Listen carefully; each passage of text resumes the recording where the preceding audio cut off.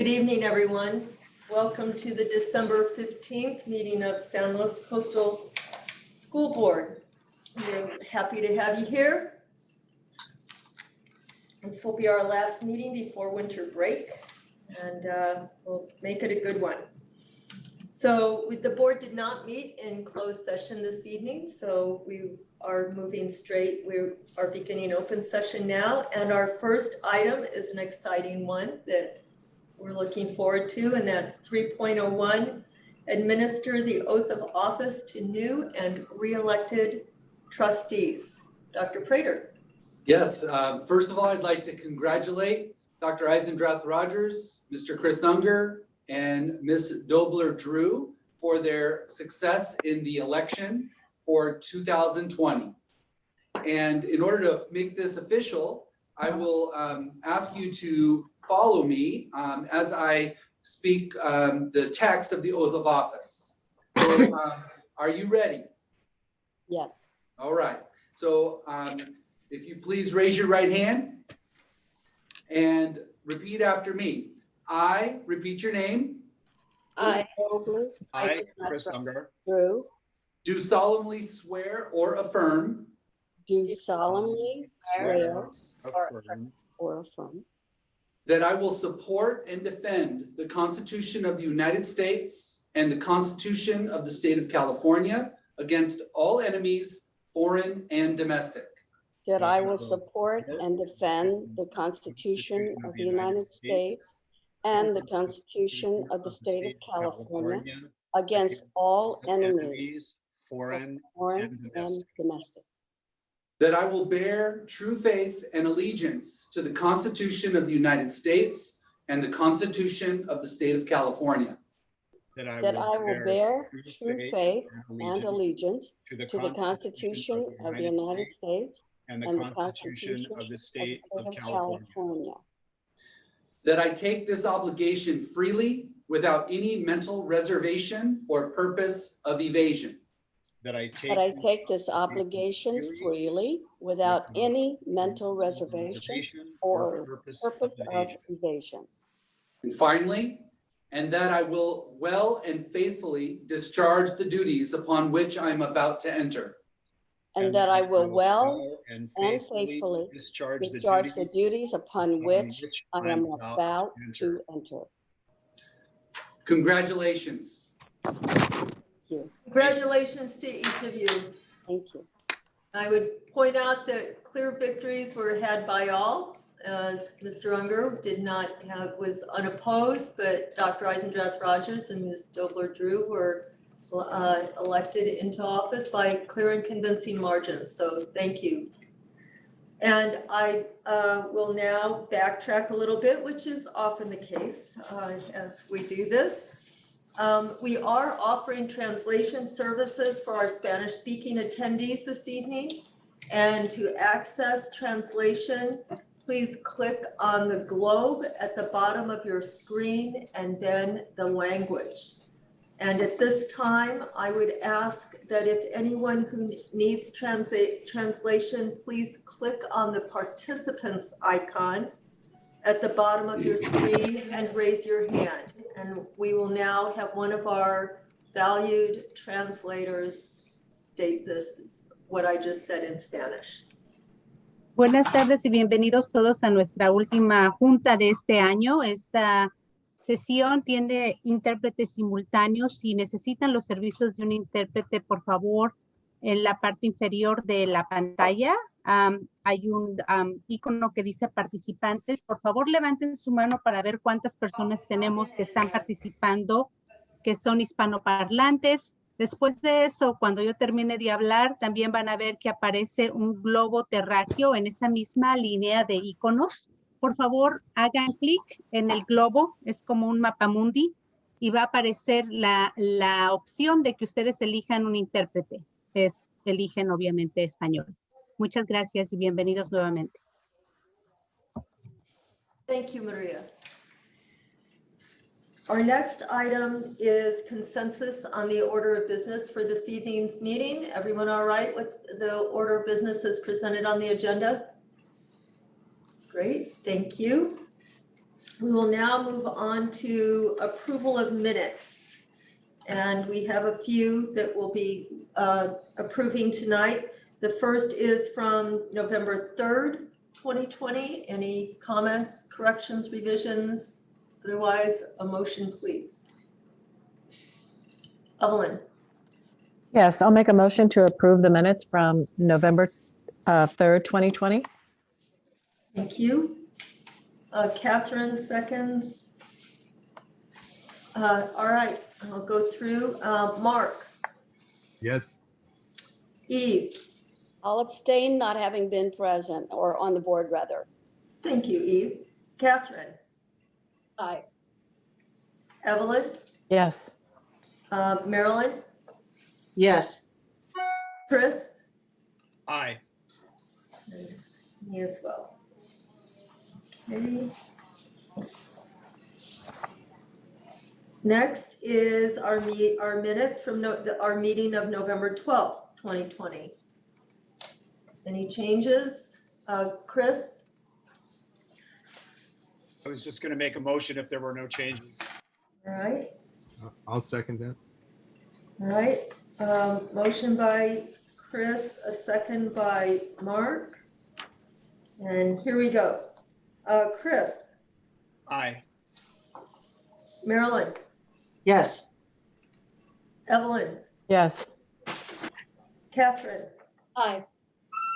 Eve, Abstain. thank you. Mark, Yes. again, when you're making your motion, just be aware I'm trying to write and keep track of things at the same time, so just let me know. Next is November 17th, those minutes. Any corrections, revisions? Marilyn, I will just move approval if there are no modifications. thank you. I'll second. And a second by Catherine. Oops. All right, Marilyn, Yes. Chris, Aye. me, yes. Mark, Yes. Eve, Abstaining. Catherine, Aye. okay. And, Oh, you didn't ask me. oh, Evelyn, I'm sorry. I That's wrote okay. down that you said yes, so I just made an assumption. Good job. Good job. Thank you. Just, we're just right in there. We're in All sync. right. December 10th.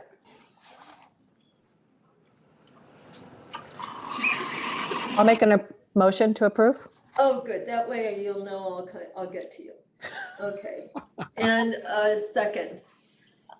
I second. Okay, Catherine is the second. Okay, Mark, Yes. Eve, Abstaining. Catherine, Aye. Evelyn, Yes. Marilyn, Yes. Chris, Aye. and me, yes. All right, thank you. All right, next, we have some student representatives to the board. Do we know who's here?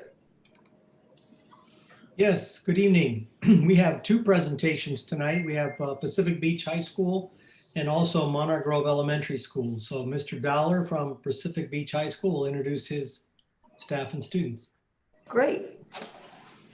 Hi, the presentation that you're going to be getting tonight was organized by our teacher Lindsay Cooper, as well as her students Melody Goldener and Kane Chavez. So I'll turn it over to Lindsay. Hey, Kane. Well, hello. I can't seem to start my video. Oh, There you go. there I am. Good evening, everybody. As Mr. Dollar just announced, we have two fabulous student representatives with us tonight, Melody and Kane, and they've made my job easy because they're going to be doing all of the presenting tonight. So I'm going to share my screen. Oh, it said host disabled participant screen share. One moment, please, and I'll go ahead and start that. Thank you.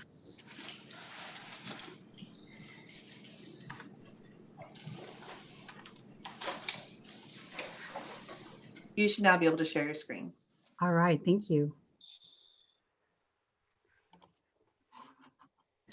All right, so this is our Pacific Beach High School program highlights. And our first speaker will be Kane Chavez.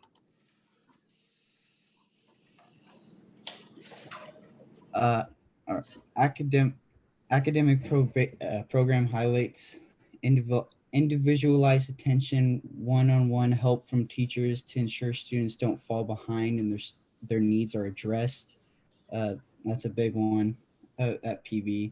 All the teachers are always very caring and wanting to make sure that we're staying up above on our grades, and connections among students. Small campus breaks down social barriers and promotes student relationships. All students are very friendly at PV. They're always welcoming whenever a new student comes in. And overall And Melody will flexibility. get the next part. Thank you. Oh yeah, my bad.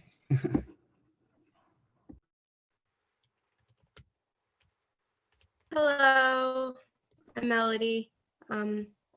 So overall flexibility, students set their own graduation timeline and schedule. I'm a junior and was able to graduate early because I was able to create my own schedule around the credits I needed, which was really wonderful. One of the ways I was able to do this was through IW, which is a work that students can do to directly help whatever credits they need, sort of like extra credit. There's a couple of kinds, IW projects and assignments.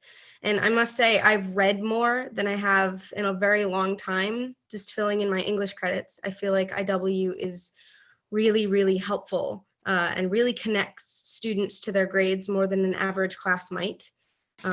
Certainly it did for me.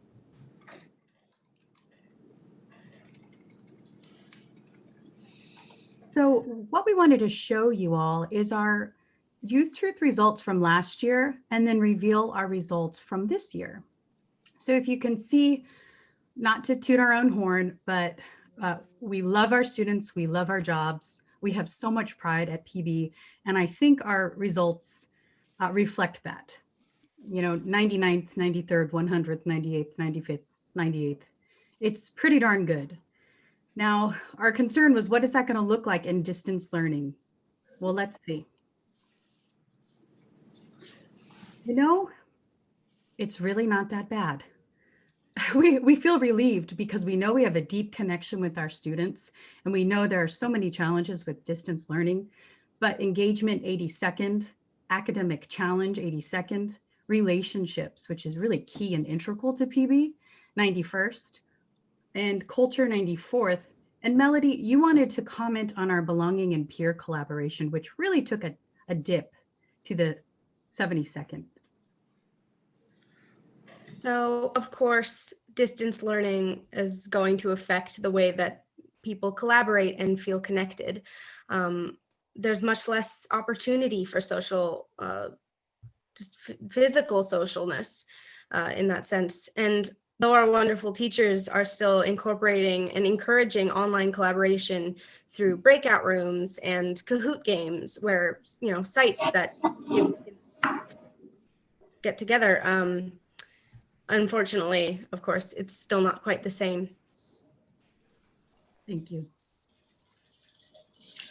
So our students are going to read out some of the Youth Truth quotes from their peers. Kane, I believe you were going to read the first three.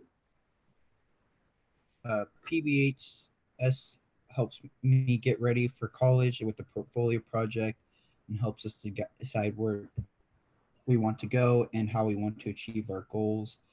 Miss Taylor, which is the one who does portfolios, she's very helpful with that and always is on her research with different colleges and all that.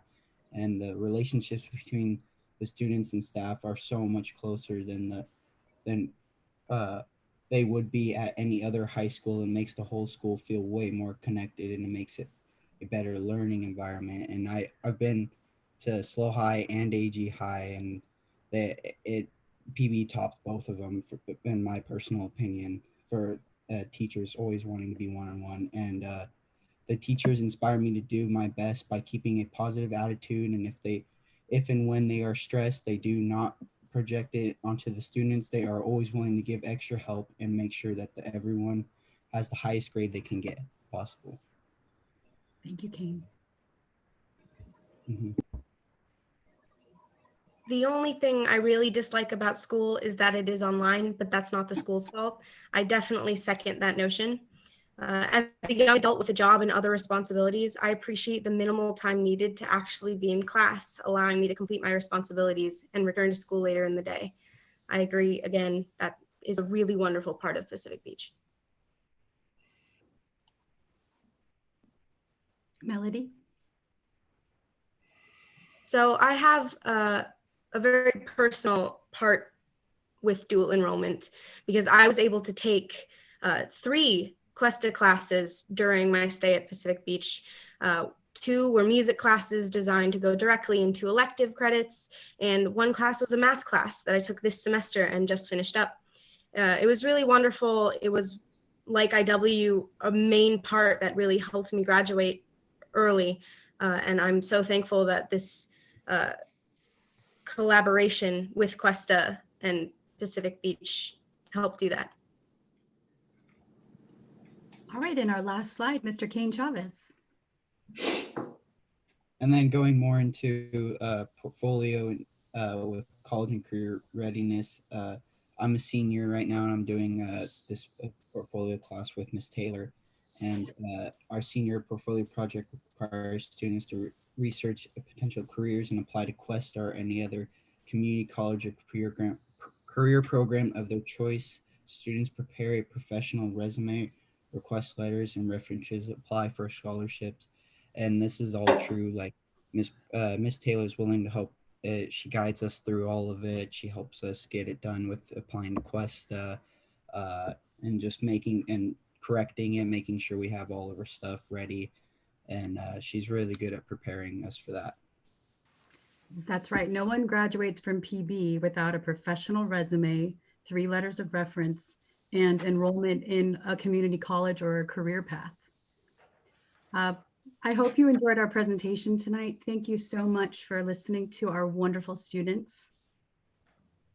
Thank you. We love hearing from Pacific Beach, and thank you, Melody and Kane, for taking the time to present to us tonight. We appreciate it very much. Mrs. Sheffer, we also have Mrs. Storm and Mrs. King from Monarch Grove, and Mrs. King will introduce her students. Thank you. Hi, we're excited to be here tonight to share with you some of our Monarch Grove highlights. I'm going to share, I need permission to share my screen. And at Monarch Grove, we are a Leader in Me school. And so as a Leader in Me school, we have a junior lighthouse team of leaders who they plan and develop events for our school in order to practice those leadership habits. And so let's see if I can share now. You have permissions now. Okay, thank you. So, there we go. And so I would like to begin tonight by introducing our leadership team. These are our 14 4th and 5th graders that had to apply, be on an interview panel that included our assistant superintendent, as well as get quality recommendations from their teachers. And so tonight we have 2 of our leaders here to talk with you about some of the great events that are happening at Monarch Grove. So Logan, you're on. Hi, my name is Logan McCallett, and I was also on Junior Lighthouse in 4th grade. One of the things I like best about being on Junior Lighthouse is helping everyone at Monarch Grove be a leader. As a Leader in Me school, it is important to build leadership in each individual connected to our school. One of the leadership habits we learn is synergy. We learn the importance of working together as a group and staying connected. As a Junior Lighthouse team, we have been working to brainstorm ways to help everyone in our school feel connected while in distance learning. One of the ways we are doing this is with monthly cheers assemblies. We gather the whole school together to do fun activities and celebrate school-wide accomplishments. We have so much fun planning these events, and we synergize so well that we are able to do the planning in one day. At the assemblies, we shouted out students and teachers who are living the habits. We celebrate accomplishments in reading by giving shout out to the students who have met our goal of reading 1 million words. We also give shout outs to the student in each grade level that have completed the most ST math puzzles for the month. The kinder through second grade class and the third through fifth grade class with the best attendance receive shout outs also. We even used our last year's assembly as a pre-kickoff to our One School, One Book project.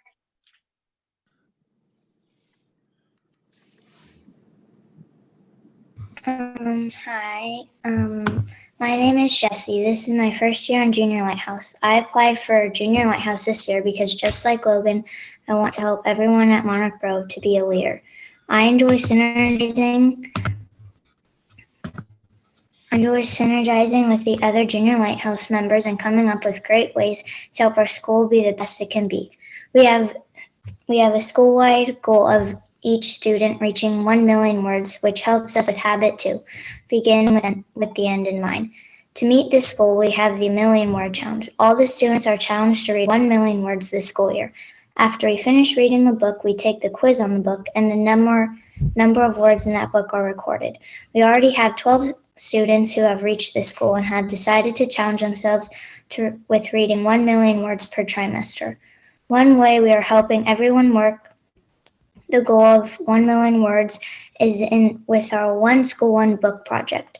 Our whole school is reading the same book, The Mouse and the Motorcycle, for the month of December. Each family was given a copy of the book to read aloud every night as a family. This book was revealed at the All Family Zoom. We had over 100 families attend. We also have a family read aloud Zoom each night, Monday through Thursday, where a teacher from school reads aloud a chapter from the book. This is a fun way to keep students and families connected during distance learning. As you can see, these two main events happening at Monarch Grove keep our community focused on the end in mind of becoming great readers. Thank you for letting us share with you tonight. Thank you so much for letting us share tonight. Thank you for taking the time. Thank you, Logan and Jessie. Thank you so much for being with us. It's a great part of our meeting. We look forward to it every meeting. Thanks so much. All right, and now I just want to make sure that neither Ben nor Rosalie is here this evening. I'm here. Oh, yay.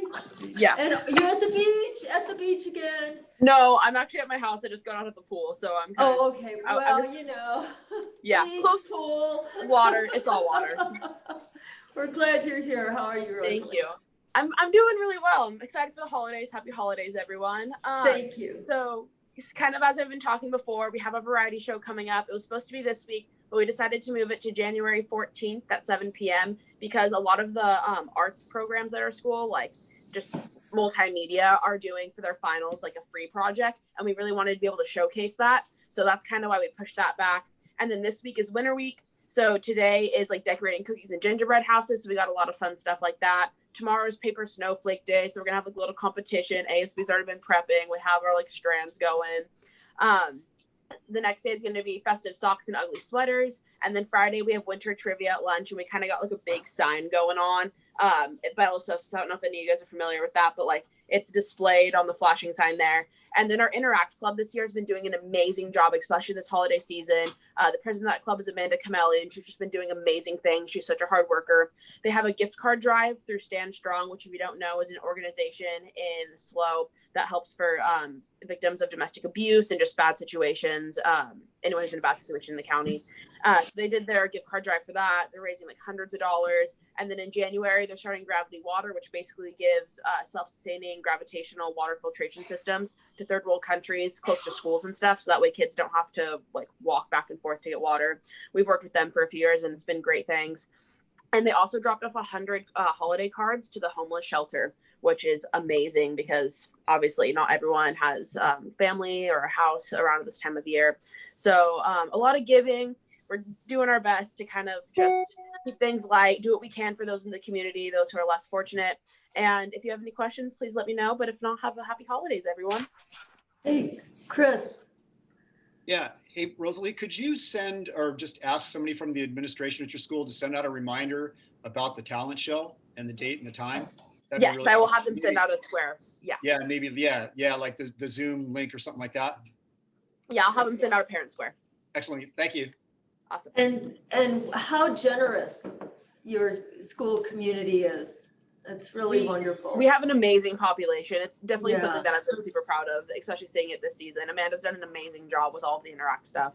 Yeah, that's so great. So thank you and happy holidays to you. And we'll look forward to seeing you in the new year. I will see you all in the new year. Have a great night. Okay, thanks, Rosalie. And it doesn't look like, I think that's our only student representative this evening. So thank you. Our next item is 5.01. And we're moving on to our annual board reorganization. And the first item is to elect a president and clerk for 2021. And I see Mr. Unger's hand. Yes, I would like to nominate Marilyn Roger for president of the board for the 2021 school year, or for the 2021 calendar year. And Catherine is holding up a second. All right, Marilyn. Well, I am very honored by the nomination of my fellow board members. But I'm going to decline the presidency in the coming year. I've served 2 years as clerk, so I've been in a leadership position on the board. And for various reasons, I think that I would be best served by taking perhaps a bit of a lesser role in the coming year, and the board would be well served by having Chris Unger as board president. So I would like to take this opportunity to nominate Chris. And Catherine is changing her second to Mr. Unger. Before we vote, I just want to express my great gratitude to Marilyn. I think we make a really good team, and she's been great for me to work with. I'm going to get myself all choked up here. So thank you, Marilyn. Thank you, Ellen. Okay, so we have a nomination and a second.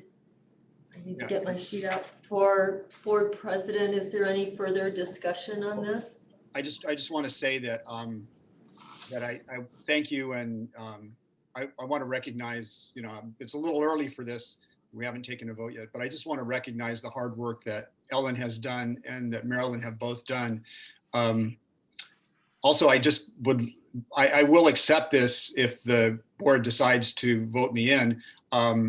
But I would ask that Ellen run the meeting tonight, and that we not have the term of new president begin until January. I'd be happy to do that, Chris. Thank you. So it will help technologically, logistically, I think. So we need to vote. I'll go through the list. Mark. I want to do this by voice and not raising my hand. Yes. Yes. And FYI, Mark, we're required to do all votes as voice votes this way for purposes of Zoom.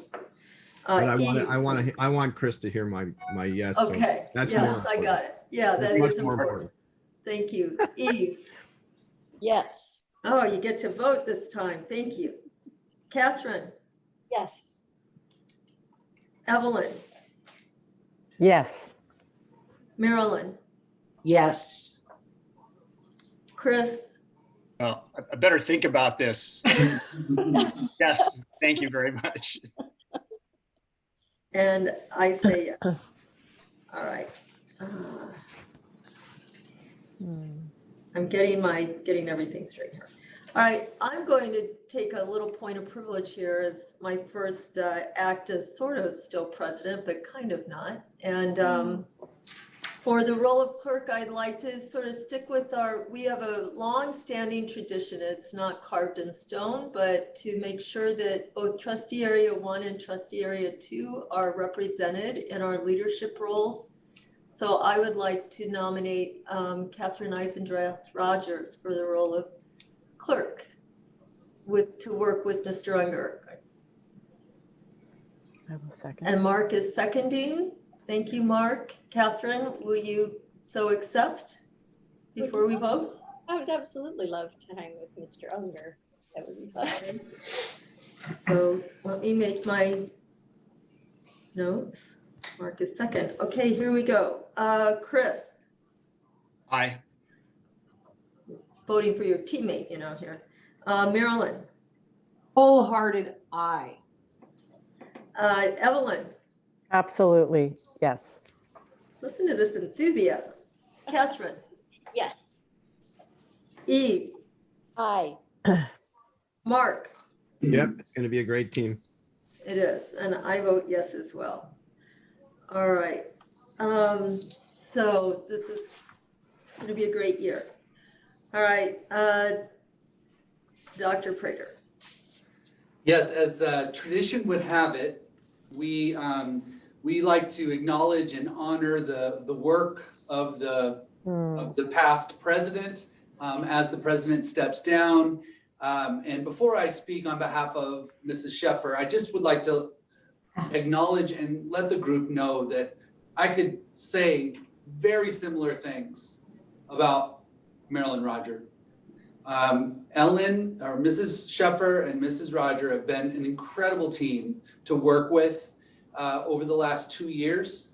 And I can just tell you that their long hours and commitment are more than what people realize. And it's been a privilege working with both of you.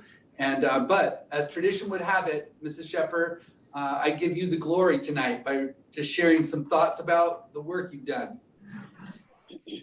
Sheffer has completed an unusual 2-year cycle as board president. She has worked tirelessly behind the scenes to ensure all voices on the board are valued and taken seriously. During this time, she has witnessed the successful authorization of Senate Bill 1090, which provided much needed transitional funding due to the pending closure of the Diablo Canyon Nuclear Power Plant. In March 2020, the COVID pandemic turned our world upside down, and we needed to pivot quickly. Mrs. Sheffer's experience and leadership shined as we navigated and continue to navigate this challenging time. She facilitated the shift from in-person board meetings to a virtual format that we remain in to this day. Since March, we have held numerous public meetings with thousands of participants. During this time, public engagement and participation has thrived. The success of these meetings were largely due to the efforts of Mrs. Sheffer behind the scenes, working and collaborating with our support staff. I want to acknowledge her leadership as board president over the past 2 years. She has done an exceptional job during very difficult circumstances and has always managed to place students first. As a parting gift and in recognition of her distinguished service, select books will be placed in the libraries throughout the district in her honor. Thank you, Mrs. Sheffer, for your extraordinary commitment to the San Luis Coastal Unified School District. Thank you. Thank you. And I look forward to working with the district librarian on selecting some books. That will be very fun for me. So thank you. Mark. Ellen, I actually have a suggestion. Maybe the little engine that would describe what you've been through. You know, it's been a remarkable time for me to work with remarkable people. It's really meant a lot to me. And once again, it just wouldn't have happened without so many people, without all of you, and without the people who have made these virtual meetings possible, and the willingness and enthusiasm to do all these, undertake these challenges and rise to them and work on behalf of our kids. So it's been an honor and a pleasure. So thank you very much. All right, next we have, we will move on to our appointing board members to committees. and liaison posts. And Dr. Prater, I think you're going to take the lead on this, please. Yeah, yes, so there are multiple committees that board trustees have served on and continue to serve on. And these committees oftentimes are designed and meant to not just inform the board, but also to build the capacity of knowledge and information within the board as well.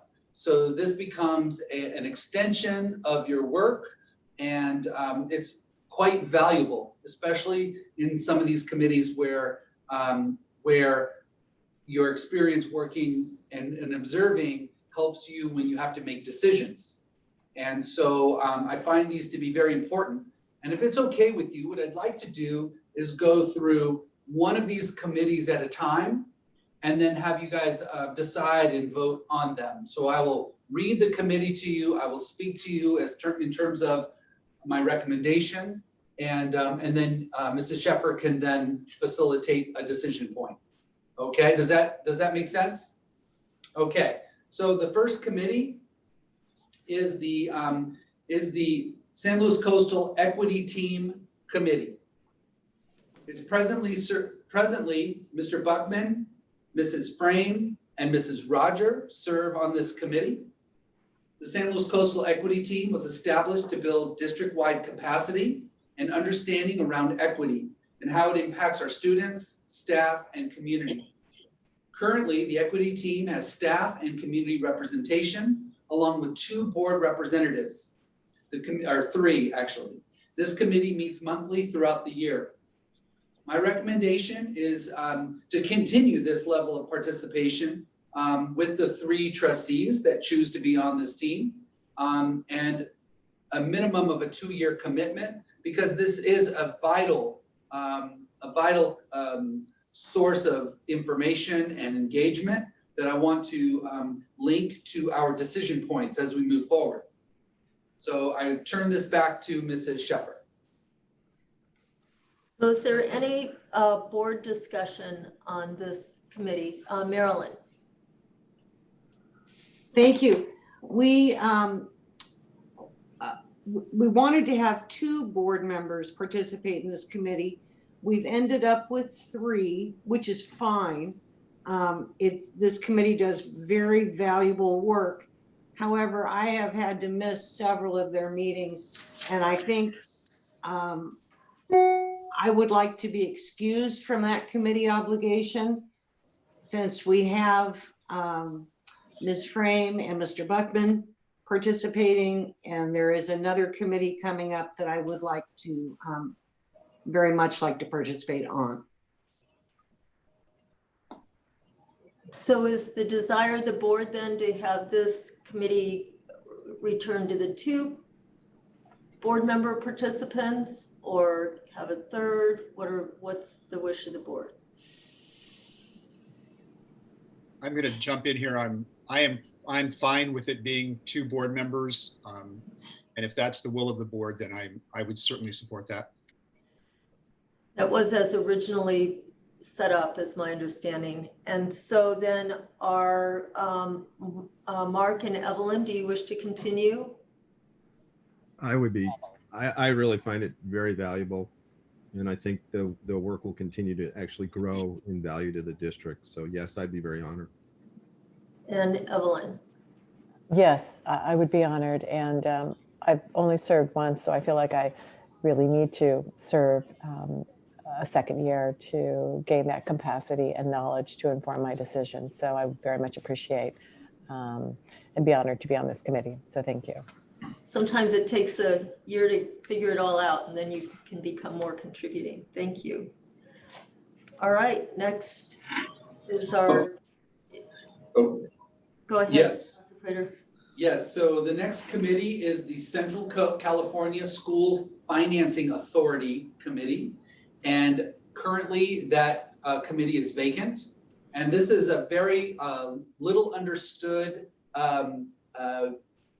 deal that we have with the Lucia Mar School District. And it was designed well before I took this position. and it has served our district quite well. It's actually been a win-win. And the long and short of it is we as a basic aid district do not get funding from the state. We get our funding by way of local property tax. Lucia Mar, not being a basic aid funded school district, receives their resources from students. So a clever CBO many years ago created an MOU utilizing the Price Canyon corridor where there are oil fields and oil production. And so San Luis Coastal receives 40% of that tax revenue. Lucia Mar receives 60% of that tax revenue that would have otherwise have been lost to the state. So it's a really clever deal. This committee is, we meet 4 times a year, maybe 5 times a year. And we need to meet to make it official because it is a voting decision point. So we collaborate with Lucia Mar's committee to do this, and we typically have 1 board member. And so my recommendation is that we maintain this this subcommittee participation to ensure compliance with the JPA agreement guidelines. So I am looking for 1 board representative to serve on this committee. Evelyn? If it's okay with, I see Evelyn and then Eve. So if it's okay with the rest of the board, I would welcome the opportunity to serve on this. Dipping my toe into another committee, this looks like a viable committee to be able to do. So I would appreciate and welcome that opportunity if it's so decided. Thank you. Okay. Eve, I saw your hand.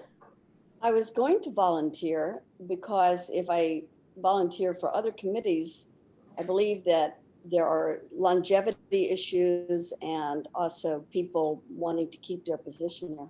But as we go on, perhaps there'll be a place for me. Thank you. So Evelyn has tossed her hat into the ring for this this committee. How do we feel? I mean, we don't generally vote on these. We just make sure that we have consensus. Everyone good? All right, Evelyn, don't be late. You'll miss it. Okay. And next is I'll go ahead and take it. Sure, thank you. Yep, the SLO County School Boards Association, presently held by Mrs. Sheffer. This group is charged with acting on matters of common concern and issues required by law, such as membership on the County Committee on School District Reorganization. The selected delegate would vote on questions coming before the annual meeting of representatives of school boards in the county. There are 2 planning meetings each year prior to each of the 2 county-wide dinner meetings, requiring attendance at 4 total meetings. My recommendation is that we maintain board member participation to ensure clear communication between all county school districts on issues of common concern. So I'm looking for an ongoing participant. And I'd like to retain my work on this committee, if that's all right with the board. Everyone okay with that? Thank you. Okay. Then we have the interest-based bargaining liaison. We currently are represented by Mr. Buckman, representing CSEA, and Mrs. Roger, representing SEIU. It should be noted that right now we're currently in bargaining with CSEA, and in the fall, we're going to be opening up with SEIU along with SLCTA. So it'll be a busy year in front of us. And we also enjoy interest-based bargaining relationships with CSEA and SEIU. So that is something we value. My recommendation is to maintain board members' participation as IBB liaisons to CSEA and SEIU as important structures to keep in place, along with relationships that we've earned. So there you have it. All right, and currently we have, as you know, Mark Buckman for CSCA. Mark, are you, oh, Marilyn, let me recognize your hand first, sorry. You're muted. Marilyn, you're muted. Sorry about that. I was going to speak to my position with SEIU. I've been the board rep to SEIU for a long time, so I have pretty well-established relationships with the group. And it's my understanding that Kristen Newland is going to be retiring in June, who typically represents management in our negotiations, and that the business agent for SEIU, Mr. McLeod, is also going to be retiring, and that the union currently does not have a president. So I was asked, I was strongly encouraged to maintain my position as board liaison in the interest of continuity, that there would be someone that faces would recognize representing the board, because there's a lot of change happening. So I have an interest in continuing if no one else has an interest in swiping it from me. Well, when you put it like that, are we okay with having Marilyn retain that position? All right, then, and now I'll go to Mark about CSCA. Well, I'd like to continue with CSEA. I think that they're a special group of people. I think that that we've all worked well together. A lot's been accomplished this year, and I know more's going to go on. And I do feel a special bond, having been a member of CSEA back in the day, and then having worked in the CSEA headquarters. So I think I have an understanding. All right, we all good with that? Thank you. So the next subcommittee is the Tri-County Education Coalition, or TEC, and is currently represented by Mr. Buckman. He's a very busy board member, very involved. This organization is composed of representatives from the California Central Coast counties of San Luis Obispo, Santa Barbara, and Ventura. It identifies common education concerns and interest among the groups and organizations affecting public education in the Tri-County area and issue position statements. It is my recommendation. I've observed several of these meetings, and Mr. Buckman chairs, at least for the last year or two, has actually chaired these meetings, and I've had the pleasure of observing them, and it's relevant. They do engage in very purposeful presentations and discussions that I think are valuable. So I would certainly recommend that we continue this particular subcommittee. And Mark, is that something you're interested in retaining? Yeah, I really would. I've been associated with TCEC since its inception back in, oh my God, don't want to say this, since 1987. And I am serving on its current board. So as long, it seems to make sense for me. Thank you. Thank you. All right. Okay, the next subcommittee is the Board Policy Subcommittee, which currently is being served by Mrs. Sheffer and Mr. Buckman. This one is a really, quite frankly, a vital subcommittee to our board and to the district. It is a grueling assignment. They meet with Mrs. McGrath, and they are just filled with smiles and joy from this work. But it's really laborious. It's an important task to review and update board policies and board bylaws and bring them before the board for first readings and second readings. And it's a really good system. While challenging, what it does is it gives the board, it puts their fingers on the pulse of the changes that are coming out of Sacramento, and to ensure that we stay on the cutting edge what the law and the legislature is intending in those laws. And so I just think it's a really important system that we've put in place that has allowed us to pull those board policies, brush the dust off them, and really bring them forward. And that has occurred because of this committee. So I would encourage us to continue in this path. I would say if Mr. Buckman is willing to continue to work with me, and if Ms. McGrath is willing to put up with me still, then I think I certainly have an interest in continuing.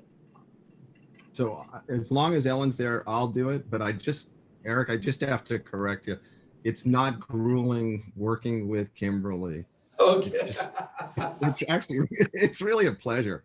And I find the work very challenging and sort of dovetails with what I do for a living. So I enjoy it. And Chris apparently wants to jump in and be on that committee. No. No, I just wanted to thank both of you for your service on that committee. It is so critically important that our policies remain up to date. And I think from the past, having to go through all of the policies within a year, it's very difficult. It's very difficult to stay up to date. And I think you guys are doing a great job, and I want to thank you for doing that. Thank you. Well, okay. Mrs. Sheffer, are you ready to move on? I am. Okay, the next subcommittee is the San Luis Coastal Education Foundation representative. And currently it is Dr. Eisendrath Rogers, and she has served with distinction on this particular committee or in this role as a representative of the board on the foundation board. She is, I recall when I first became superintendent in 2010, she would meet with me and create this, really encourage me to pursue this idea of creating an education foundation in San Luis Coastal.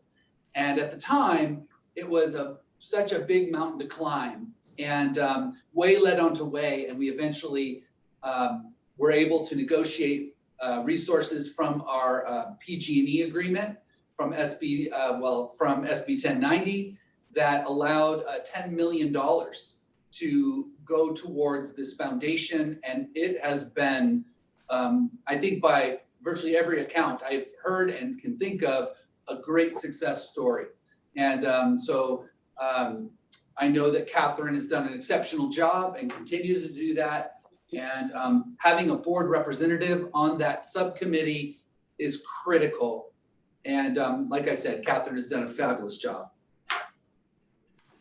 And I'd like to ask Catherine if she's interested in remaining on that, and we really appreciate your service in that regard, Catherine. I love the imagery that Dr. Prater used, the climbing a mountain, and it really is a joy. It is like getting to the top of the mountain, seeing the vista and what the possibilities are, and it's been an absolute joy. So yes, absolutely, please count me in. All right, and the final subcommittee is one that I am putting forward to you as an additional subcommittee. And the reason for that is I see what's in front of us as clear as day in terms of the district's facilities, and specifically Measure D, and the surplus properties that our district continues to wrestle with in terms of, what should we do? When you look at the Blue Ribbon Committee and you consider their suggestions of how our district can navigate the pending closure of Diablo Canyon, it's quite progressive in its thinking and its recommendations. One of their recommendations is to reevaluate, reassess the way in which we currently look at our surplus properties. And in our district, we have several of them.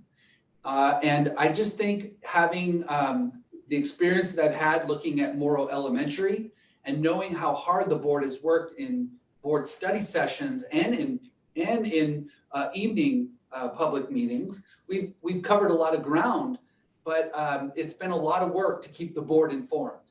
And so my idea is to create a subcommittee having 2 board representatives who could meet with myself and Mr. Pinkerton, Mr. Bonin, Mr.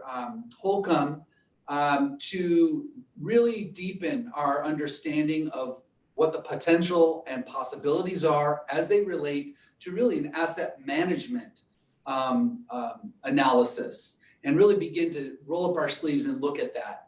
And then these board representatives could then weigh in during study sessions and when we agendize it in evening meetings to kind of weigh in on that. And I just think it's a very natural and transparent way to build board member capacity and understanding, as well as inform future decisions. So that would be my recommendation: 2 board members representing the board on these discussions around district facilities and surplus properties.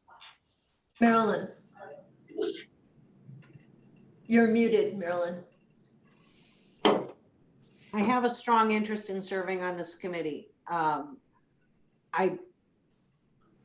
thought that it was also to include Measure D. Is that your intent? Yes, I thought, yes, it is. Yes. Okay.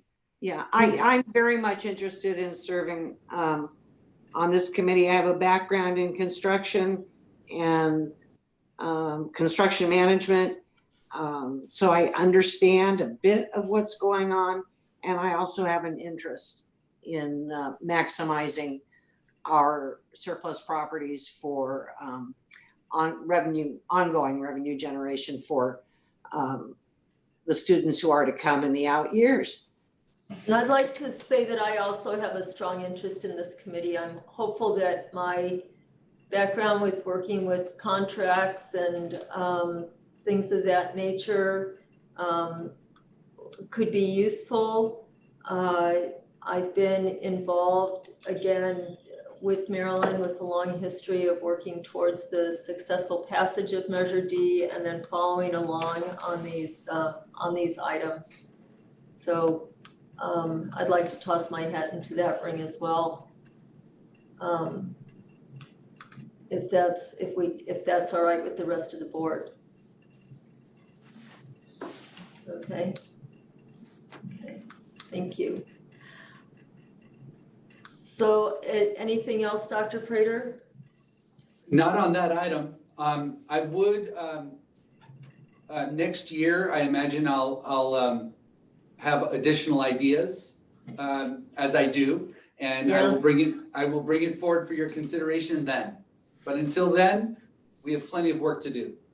Okay, thank you. Marilyn.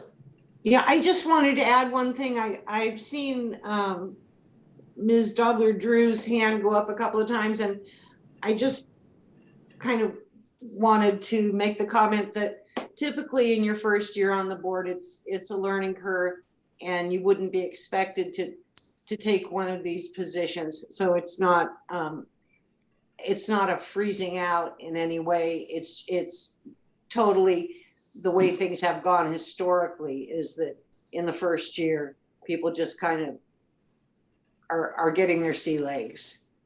There's a lot to learn. Yes. Yes, I know that I've been told more than once, it's a steep learning curve. And, but I welcome challenges and would like to contribute as I learn more and more. So I do have a question whether it would ever be appropriate to have an observer status board member, like sort of like being an apprentice or something, where you could go along. I know Mark was talking about that I could observe one of the ones he was on. So that's what gave me the idea. Sure, and we can certainly talk about that when meetings are scheduled and what they're like and all that kind of thing. Yes, absolutely. Thanks. Yeah, we are a very transparent board. We don't no meetings are in secret. So yes, we'll make sure that anything you're interested in that when, sometimes I can say on some of our meetings, if we had on our calendars when every meeting was, our calendars would be difficult to decipher. So if you let I'd suggest if you let someone who's on the particular committee you're interested in attending a meeting of know, then I'm sure that trustee would let you know when the next scheduled meeting is. And some of them are not. I can tell you that, for instance, on our board policy meetings, they're a little, at times, every time we try and come up with a regularly scheduled date, something happens after the first meeting or two, and we end up, a little catch as catch can. And I think that's the case with some of the others, but we'll certainly let you know. Chris. Okay, great. And I just wanted to remind everybody that sometimes we can have no more than 3 members of the board meeting at any time when there's an item that might be discussed or might be on our agenda. So we need to, always be cognizant of our relationship to the Brown Act. Yes, yes. So at this time, I'm going to, in the interest of time, we did not vote on each and every one of those committee assignments. But I would like to ask that just for the sake of clarity, we vote on them as kind of a package here. And hopefully everyone, would you like me to go through who's on what committee, or do you recall? We can just vote. So at this time, I would ask for a motion to, with regard to appointing board members to these committees and liaison posts. Marilyn, you're muted. That's all right. There you go. I'm gonna have to get a grip here. I would like to move that the board establish committee assignments as discussed in the meeting of December 15th. Thank you. And a second, and Chris is seconding. All right. And here we go. Mark. Yes. You want a voice vote? Yes. Eve. Yes. Catherine. Yes. Evelyn. Yes. Marilyn. Yes. Chris. Yes. And me, yes. All right. Now that we've made Mandy happy, which is important, we will move on to adopting the 2021 board meeting calendar. Yes, Mrs. Sheffer. So as is customary in our district, we hold our board meetings typically on the first and the third Tuesday of the month. And we usually and normally begin our open session at 6 p.m. With the exception being holidays and circumstances that emerge throughout the year. And in this adoption of the calendar, of the 2021 calendar, there are some unusual points in the year due to spring break and adjustments in the year. The one that I want to bring your attention to is the month of March. And in the month of March, we have scheduled 3 board meetings in the month of March. It's a long month. And the reason for that is we have spring break the first week of April.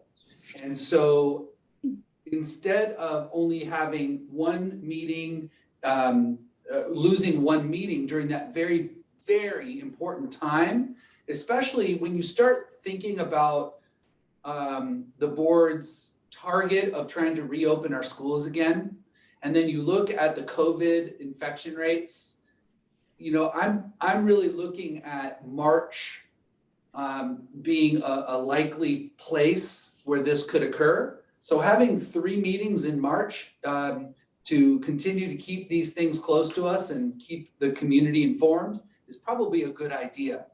And in addition to that, I will say that we have a whole lot of work to do with our learning recovery plan and our LCAP. We have a whole lot of decisions to make and discussions to have.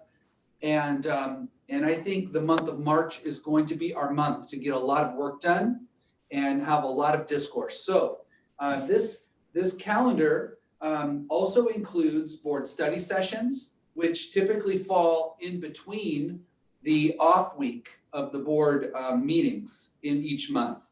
With July having one meeting, we kind of go dark in July typically, and we have a board study session on the 15th of July.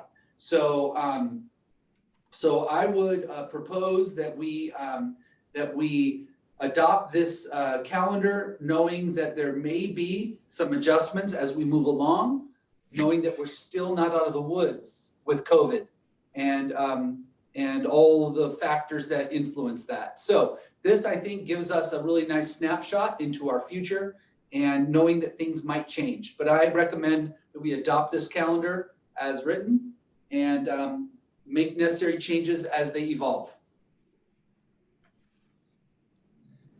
Any board discussion on this?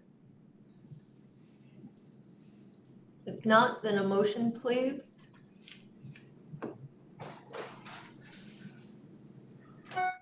Evelyn, sorry, trying to do too much at one time. I'll make a motion to adopt a board meeting calendar for the year 2021. Thank you. Catherine, second. All right, Mark. Yes. Eve. Yes. Catherine. Yes. Evelyn. Yes. Marilyn.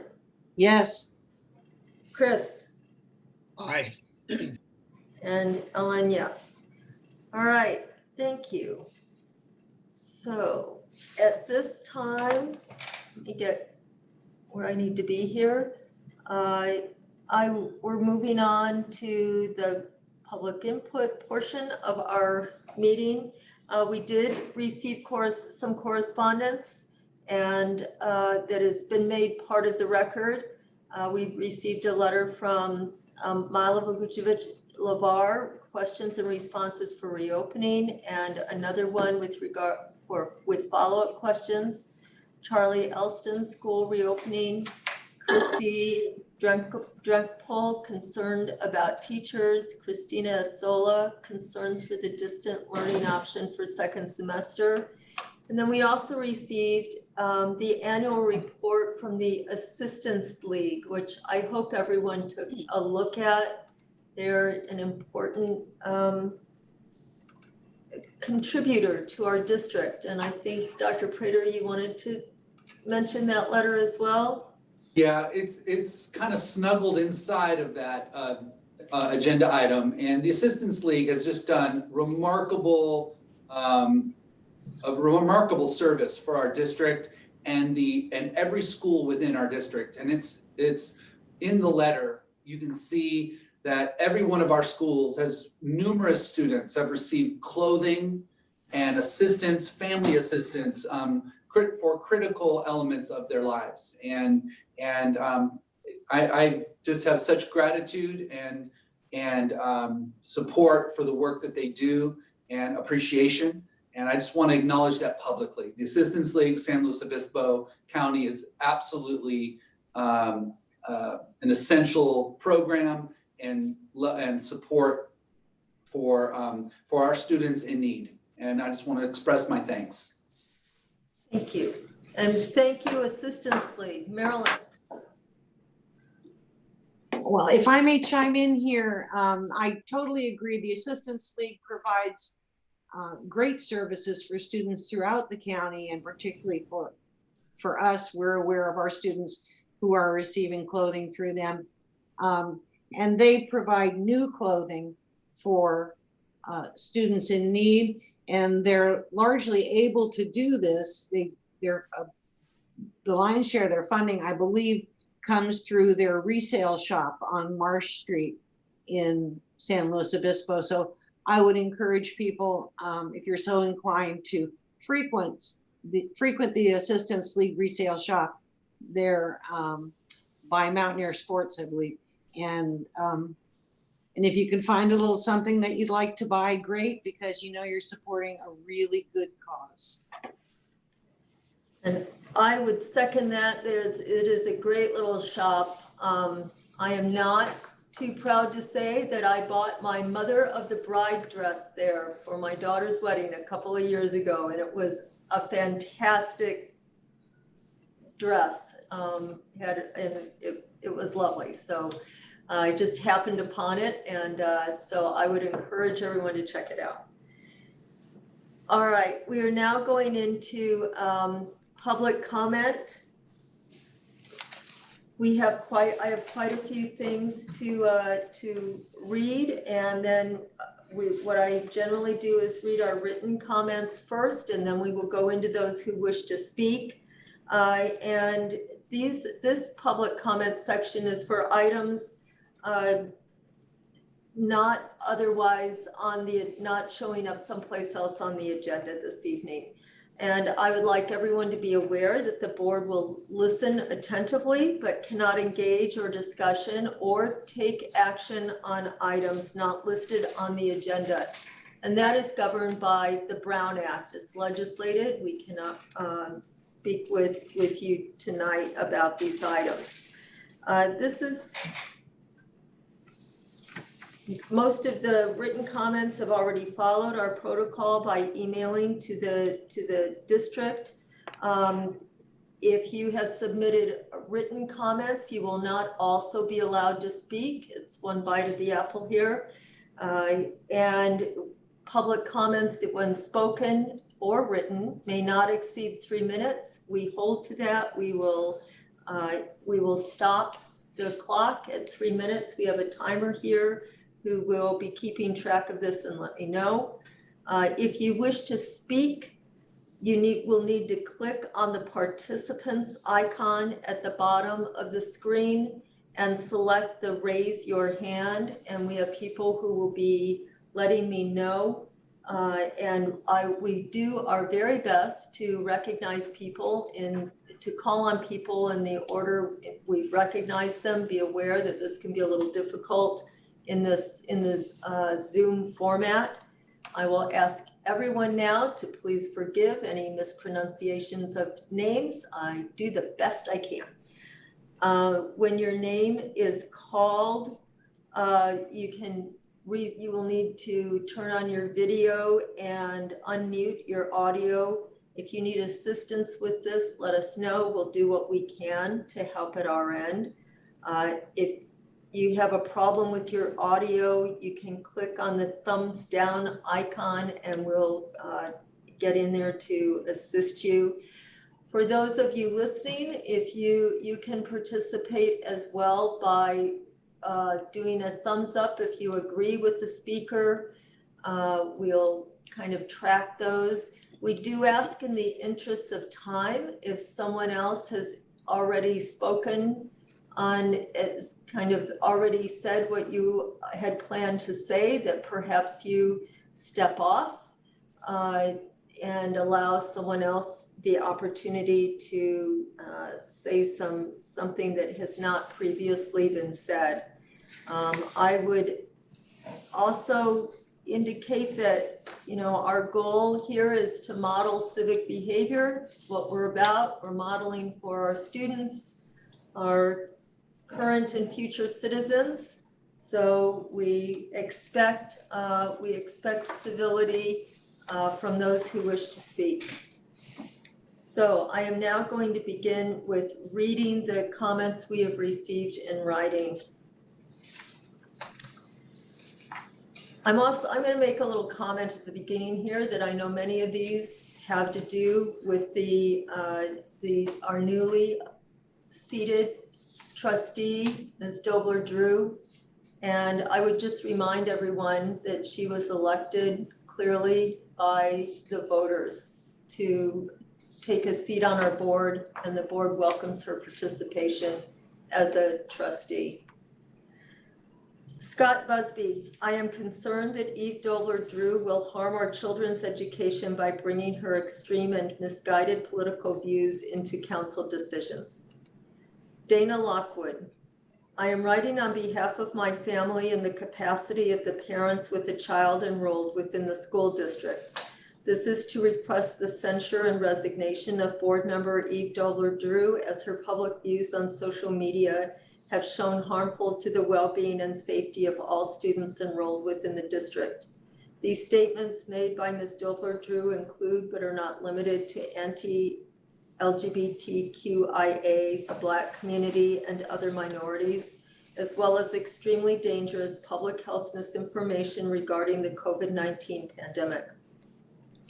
This is unacceptable that this person has been put in a position to make decisions that will affect the children of our community, and I urge the board to take the right, safe, and appropriate steps to call for her resignation.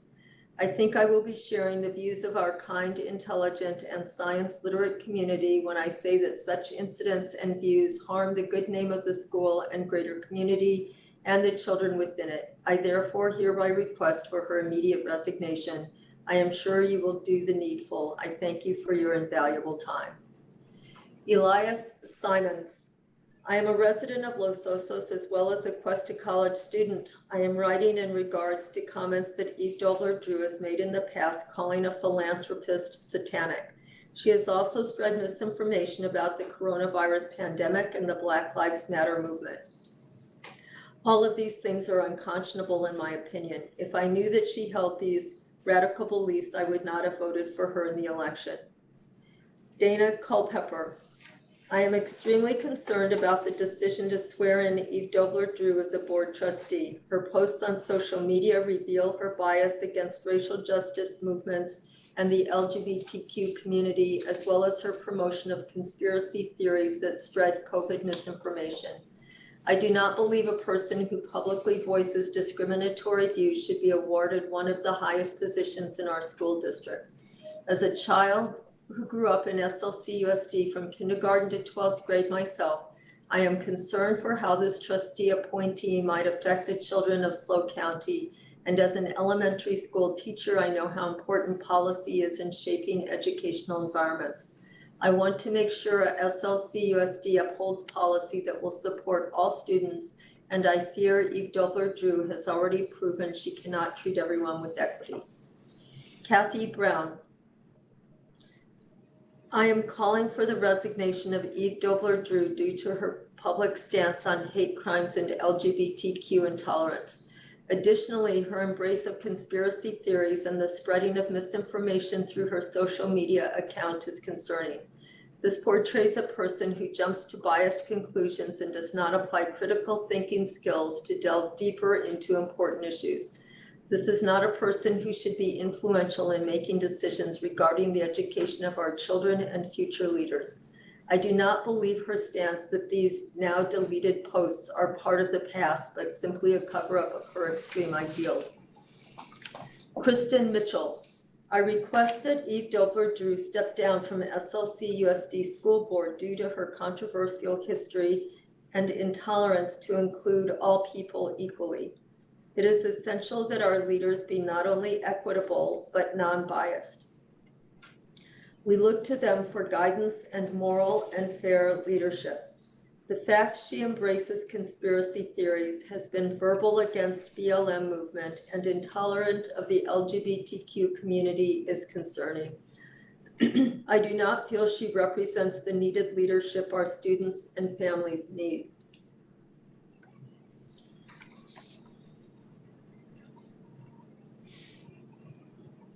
Lonnie Carbonella.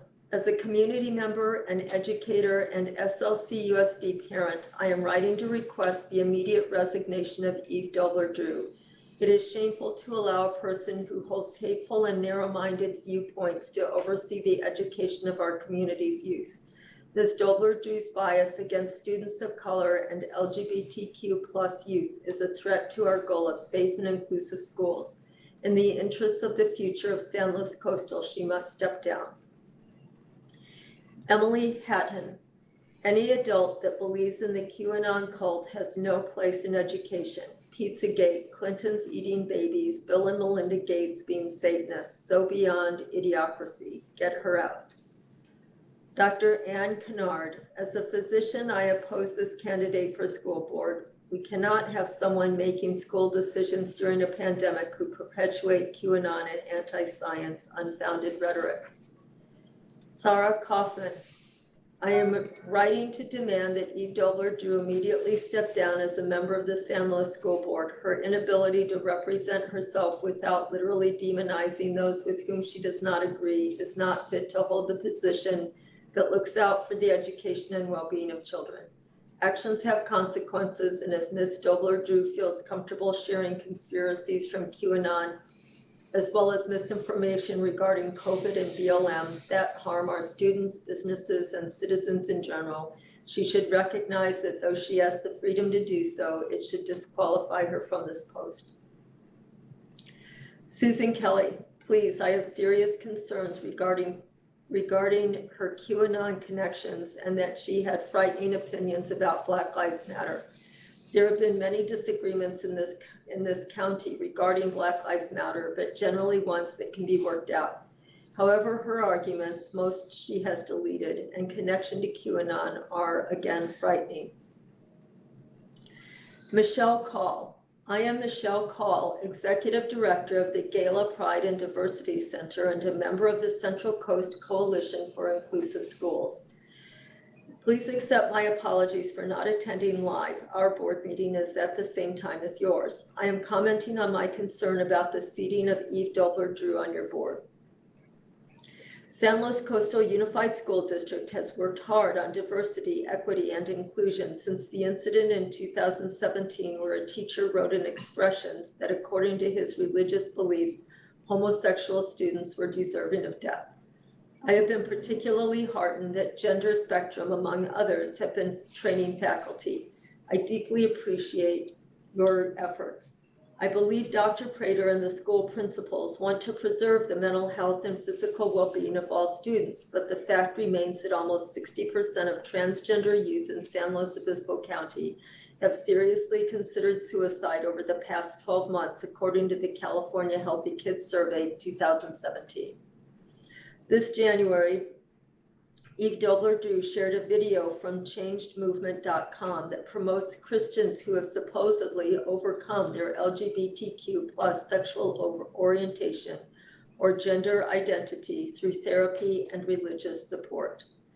This attitude is so harmful to the mental health of LGBTQ+ youth that conversion therapy was banned for minors in SB 1172 in 2012.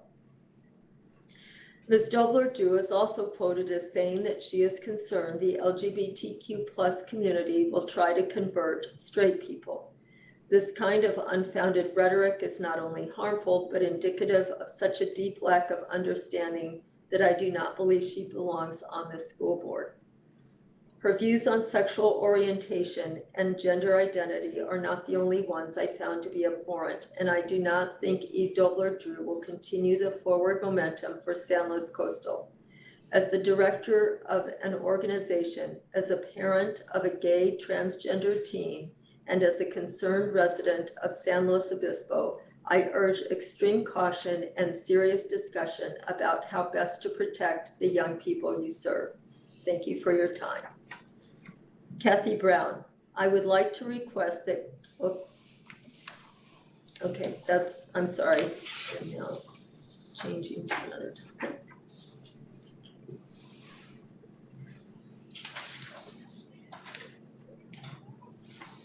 Chris Barnes, I question whether newly elected school board member Eve Dobler-Drew should be allowed to take her seat on the board given reportings by the Slow Tribune 10/2020, which shows her social media posts spreading misinformation about COVID, as well as promoting QAnon conspiracy theories. How can someone entrusted with overseeing the educational outcomes of thousands of students do her job with honesty and fairness when she is pushing discredited nonsense as fact? It's not a matter of opinion that COVID is real and that masks and distancing are still our primary tools for stopping its spread. The idea that it was created in a lab in Wuhan has been repeatedly debunked by scientists. An educator is supposed to know fact from fiction. Conspiracy theories are fiction.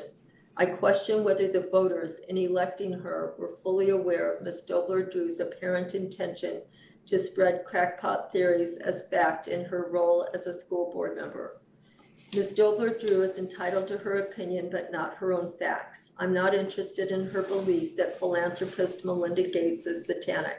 I have strong opinions too. One of them is that right-wing conspiracy theories are lies, and spreading lies should not be tolerated in any manifestation of an educator's job duties. Let's not make this complicated. I call for a full investigation of Dobler-Drew's fact challenge post. If the content of those statements is shown to be verifiably false, particularly if her COVID posts are not consistent with scientific fact, they fall into the realm of deliberate misinformation, and the board should refuse to seat her. Patricia Buccolo. I am commenting to urgently request that Eve Dobler-Drew step down from her post. In the age of misinformation, it is easy to find an article that will prove your point of view. For this, I do not fault her. What I do fault is that she has repeatedly shown that she believes in conspiracies and organizations that harm or seek to harm others. Her sharing of posts spreading misinformation about the pandemic could directly affect the safety of students. We cannot afford to allow someone who had time and time again proven she cannot educate herself and sort fact from fiction to have authority over our youth and their education.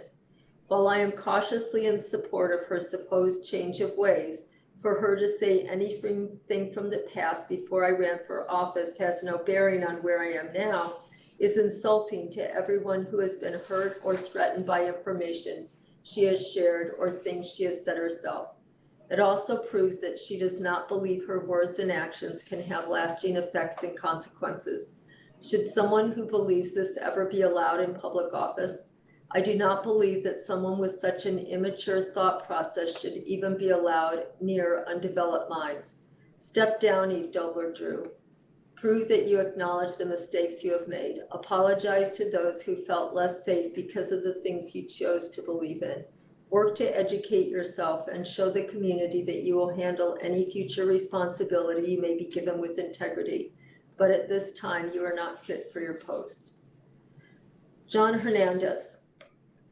Eve Dobler-Drew does not provide a safe and welcoming place for our students. The thoughts and ideas she believes and shares are troubling.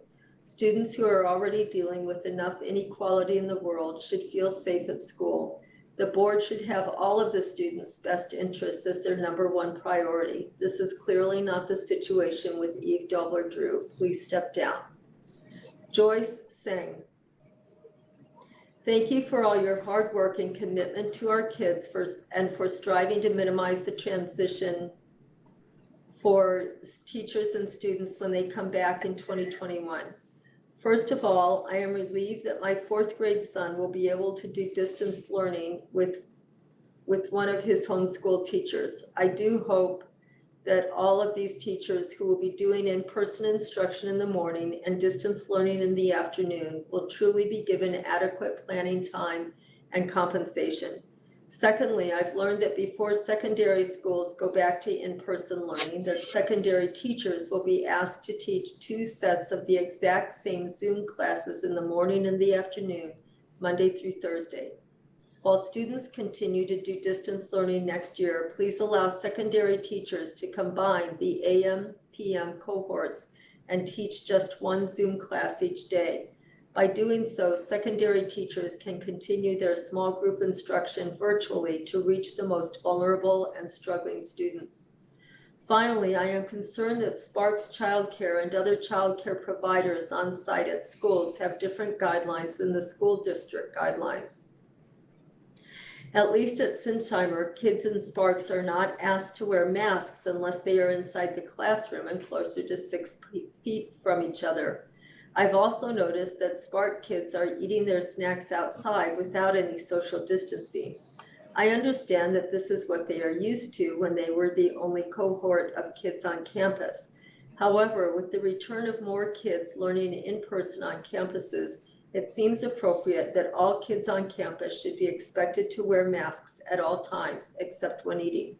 If you aren't doing so already, please work with the child care providers to ensure that the child care policies are consistent with school district policies around masks and social distancing.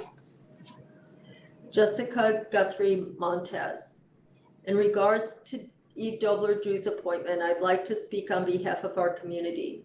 This community thrives because it is inclusive, supportive of diversity, and mindful.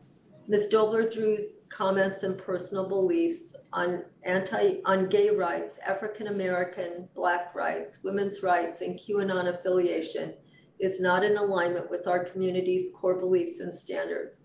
Please do not appoint this person to the board. Please choose someone who can be that mindful sounding board for all in our school district. Thank you. Kathy Brown. I would like to request that current schedules and teacher assignments remain the same until there is a clearer picture of when in-person can actually begin. As COVID numbers continue to accelerate in our county, late January seems unrealistic. The automatic change of schedule in January with no clear idea of when in-person instruction could resume would mean an increased workload for teachers and disruption to student learning. I feel like this, along with the loss of small groups and office hours, should be postponed for as long as possible. Okay. Hold on just one moment while I get everything organized quickly for in-person speaking. Also, I need to confirm that we have no more written comments. But we have a couple more. Hold on one moment, please. I need to get into a document.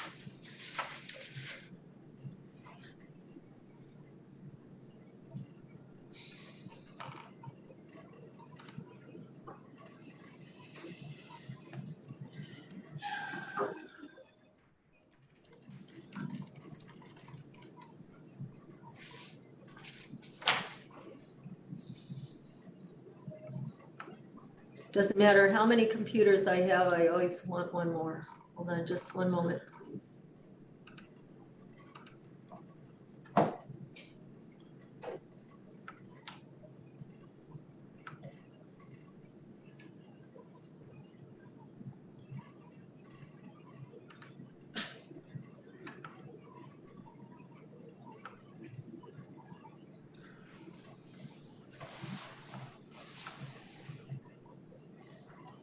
Okay.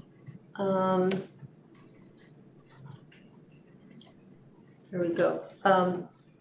Thanks, Jessica. We're trying to get this all done here. Nancy A. As a Latinx of Christian faith, parent of 2 biracial school children in this district, I am extremely alarmed by the toxic opinions of newly elected member Eve. I refer to her Facebook postings and supporting comments. Eve's views are hurtful and show an unwelcoming, unkind, unloving, racist, homophobic, religious, intolerant, un-American, and un-Christian viewpoint. I do not believe that she can serve unbiased with this mindset. I ask that she consider her views, her heart, and step down to examine herself. I also would advise the board to speak out and against these viewpoints. Tucker Fritsch. Regarding the swearing in of Eve Dobler-Drew to the SLC-USD board, parents and teachers have enough on our plate without having to worry about Facebook conspiracy theorists pulling the strings of our children's futures. I would hope that Eve Dobler-Drew understands that in light of this very real pandemic and the confluence of systemic racial and social injustice that defines our time, that her appointment to this position of influence is untenable based simply on her openly offered and false opinions against these realities. In the most divisive and tiring election of our lives, faced with the combination of constant information overload, a heavy ballot, and the necessity of early voting by mail, I suggest that perhaps school district votes were not the greatest concern and that many were cast in apathy by people for whom the administration of our district has no consequence. Candidate statements are crafted to get people elected, not to tell us who they are, and a person's honorable career may not reflect their current mindset or motivations. Freedom of speech is everyone's right, and despite poor examples in state and federal government, election officials must be held accountable for their statements and actions. In this case, I believe that requires Eve Dobler-Drew to step down, enjoy her well-earned retirement, and allow the board to move into the future. All right. So now I have some people, and I don't know if they're here. It was a little confusing at the beginning. Wanting to speak in person. One is Dylan Dean James. Is that person here? Let me see. Hello. Yes. Yes. Oh, great. And also, before you speak, if you are having problems turning on your camera, just let me know if you would like to turn it on, and I can turn it. I can try to turn it on for you. Yes, if you could, please. I wasn't able to. Okay, 1 second. Here you go, Dylan. Here we go. 1 second. Sorry. Great. Good evening, everyone. My name is Dylan Dean James, and I was born and raised in the San Luis Obispo area. These remarks are directed toward new board member Eve Dobler-Drew. Hi, Eve. Not sure if you remember me. I am Charmaine Picard's grandson, the really tall one. But remember when, after you found out I was gay, you told my mom at a Christmas party that I should look into the change movement and see if I can get cured of homosexuality? Because I do. And I know personally the damaging effects of so-called conversion therapy. LGBTQ youth who undergo conversion therapy are 8 times more likely to die by suicide, but Eve simply does not care. If she could, she'd have change movements terrorize gay and trans youth in every school in this district if you let her. In October, Eve told the Tribune that she is, quote, beginning a new phase in her life because she decided to run for office and realized the general public would eventually get a glimpse into just how unhinged her views are. Remember when you said that George Floyd, the unarmed Black man murdered by Minneapolis police, led a, quote, violent life as a criminal, and therefore, I guess, deserved to die? That was barely 6 months ago, Eve. And just a couple weeks ago, you were liking similar content on Twitter. I encourage everyone who's listening to go to twitter.com/EveDrew1, the number 1, and just take a look at her likes. They're open. Don't believe a word she says about this being in the past. This is who she is, and she has no intention of changing. I know exactly who you are, Eve. I went to Agape Church for 18 years of my life. I know the incredibly harmful rhetoric shared within those church walls that you participated in. I know what you really think of LGBTQ people and what you think of anyone who doesn't fall in line with your irrational worldview. Your statements on social media and the things I know you say in private prove that you embody the very worst qualities of someone who dares to call herself a Christian. By buying into the conspiratorial nature of the far right, you demonstrate why modern American evangelicalism is morally bankrupt in every conceivable way. It would behoove you to remember that you worship a Middle Eastern refugee who was executed by the government before you rationalize the next police murder of an unarmed Black man. I'd say you have cognitive dissonance, but you probably don't even know what that means. To think that an ignorant, delusional, conspiratorial, homophobic, racist, deranged, paranoid right-winger with a persecution complex so susceptible to manipulative misinformation is now a sitting authority, a sitting member of the San Luis Coastal School Board, making decisions on behalf of vulnerable students from diverse backgrounds sickens me, and it should sicken everyone who cares about racial equality, LGBTQ rights, public health, objective truth, and the separation of church and state. Despite how much you'd like us to be, we are not a Christian theocracy. Remember, you were elected to serve all students of all backgrounds, including those who don't agree with you. And don't forget it, because I won't. Thank you. Thank you. Next, I have Dr. Brescia is here. Okay. All right, I'm now going to list Heidi Harmon.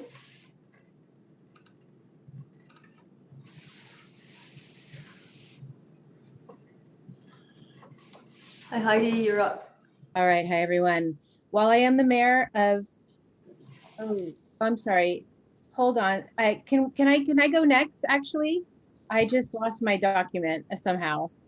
Okay, sure. Thank you so much. Next is, then I have Isabella Nino de Rivera. Hold on. Hi, I am Izzy Nino de Rivera Krieger. I am a sophomore at San Luis Obispo High School, and I serve on Expressions, our student newspaper, as the co-editor-in-chief. I'm here to talk about Eve Dobler-Drew. Since her election, I, along with other staff members on the paper, reacted in outrage when she won her race against Walt Millar.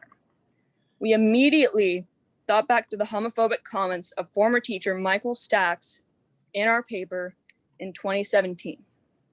Not only did this hit close to home for me as an openly gay editor-in-chief, but we have other LGBTQ writers, editors, and allies who reacted in fear and in disappointment. The video she reposted on Facebook about conversion therapy is unacceptable, whether her social media posts on controversial issues are in the past or not. Eve Dobler-Drew told the Tribune that she does not support conversion therapy, but she said she does not support anything that tries to strong arm a person or influence them to go in a certain way in what their self-identity is. That includes those trying to persuade people to be in the LGBTQ group. This is speaking as if being gay or transgender is a choice, which it is absolutely not. And this makes my concern even greater. LGBTQ students at SLO HS are already hyper aware of homophobia. They have also come out and said that they do not feel safe with Dobler-Drew on the board. I don't feel safe with Dobler-Drew on the board either. The very presence of someone on this board who has spread anti-LGBTQ rhetoric in the past is deeply disturbing. I'm concerned about Dobler-Drew's presence on the board, and I'm here to stand with the community's calls for Eve Dobler-Drew to resign. I also ask the board to take a position on this urgent matter. I yield my time. Thank you. All right, back to Heidi Harmon. All right, thank you so much. While I am the mayor of San Luis Obispo, I want to make it clear that I am not here as a representative of my city council. Freedom of speech is a precious right, and I hope that we all celebrate. And along that, with that right comes the responsibility and the reality that we are not free from the consequences of that speech. Mrs. Dobler-Drew has caused great harm with her words to the most minoritized amongst us. And this is particularly concerning at a time when this community is struggling to create a city of belonging for everyone, no exceptions. And it is unconscionable to me that our community would have on a board charged with uplifting facts, knowledge, and science, and most importantly, uplifting our youngest and most impressionable minds, someone who has expressed a proud and blatant disregard for basic human dignity of all people. I have had the honor to be on Dr. Prater's Common Ground Task Force, which was organized to ensure that all students, and especially those that have traditionally been marginalized, feel seen, heard, and supported at school. Common Ground was created out of a similar harmful statements by a teacher at SLO High, as has been stated by other speakers. Ms. Dobler-Drew's presence on this board is a slap in the face to all of the work that we have done, and a slap in the face to all of the families who struggle every single day. Okay, all right, well, there's recording. On our campuses and in our community. I have had the great joy of being a guest on many of the young student Zoom calls. And when these young people ask me what I think needs to change most about SLO, I say that SLO is a lot like a lunch table at school, the one in which not everyone gets to join. And we have heard the call in this community to build a bigger table, one in which all are invited to sit with us. But instead, Ms. Dobler-Drew is not unlike the schoolyard bully who strives to build a table for just the privileged few. I believe in redemption, and I am hopeful that Ms. Dobler-Drew means it when she claims that she has evolved past these racist, homophobic, and anti-science views. And if she truly means that, then she will immediately step down and allow this board to be clear in its purpose, while she continues her journey to deepen her understanding of what it is to be fully human. Thank you. Our next speaker is Brooke Segler.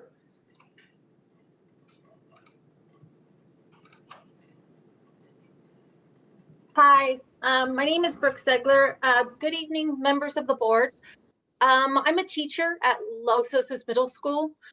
Based on the new schedule for second semester released yesterday, secondary teachers are teaching 3 periods in person, but on Zoom for the foreseeable future in the morning, and then those exact same 3 periods distance, but in Zoom in the afternoon, except for Fridays, which combine the morning and afternoon cohorts in a single distance class. This new redundant schedule completely eliminates small group instruction, or SGI. Based on county metrics, San Luis Coastal is not on track to go back to face-to-face learning in January. Therefore, it would make much more sense if secondary sites maintain their daily schedule, which is full class Zoom in the morning and SGI in the afternoon, until schools are able to go back in person. I know one of the most important principles our board here at San Luis Coastal values has been equity. So many of our most vulnerable students are scarcely keeping their heads above water. SGI is the only time teachers can reteach and provide intervention and small group instruction and small group English language development. What will remediation look like if we eliminate SGI before it's necessary? Eliminating SGI for all students is inequitable and short-sighted, especially since it is unnecessary. I'm asking the board to please reconsider this early and unnecessary elimination of SGI, which has leveled the playing field for so many of our most vulnerable students.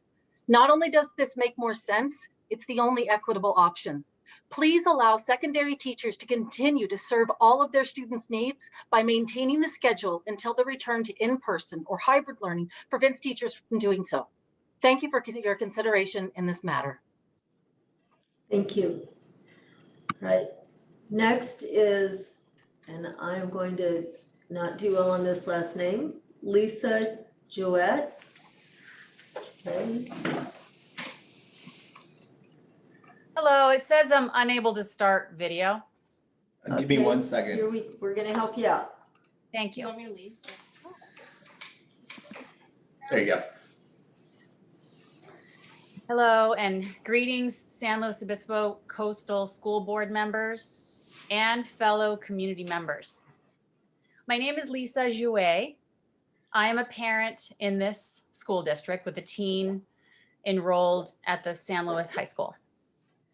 First, I wanted to thank all the principals, staff, and teachers for the virtual learning they have been facilitating during this COVID-19 pandemic. Next, I'm glad Dr. Eric Prater was discussing policy a few minutes ago, as well as a few fellow community members that were making public comment, because I plan to read from a section of the San Luis Coastal Union School District Board policy document, which I'm certain all of you are familiar with. This is the section on students and positive school climate. The board encourages staff to teach students the meaning of equality, human dignity, and mutual respect, and to employ cooperative learning strategies that foster positive interactions in the classroom among students from diverse backgrounds. The district shall provide instruction and counseling designed to promote programs and activities free from discrimination and with respect to the actual or perceived ethnic group, religion, gender, color, race, ancestry, national origin, and physical or mental disability, age, or sexual orientation. These programs are designed to help students understand diverse cultures, teach them to think critically about bias, and show them how to deal with discriminatory behavior in appropriate ways. I look forward to each and every member of the school board upholding these policies and supporting all students. I am speaking on behalf of my entire family with this statement, and I yield my time. Thank you. Right, next I have Artemisia Shine.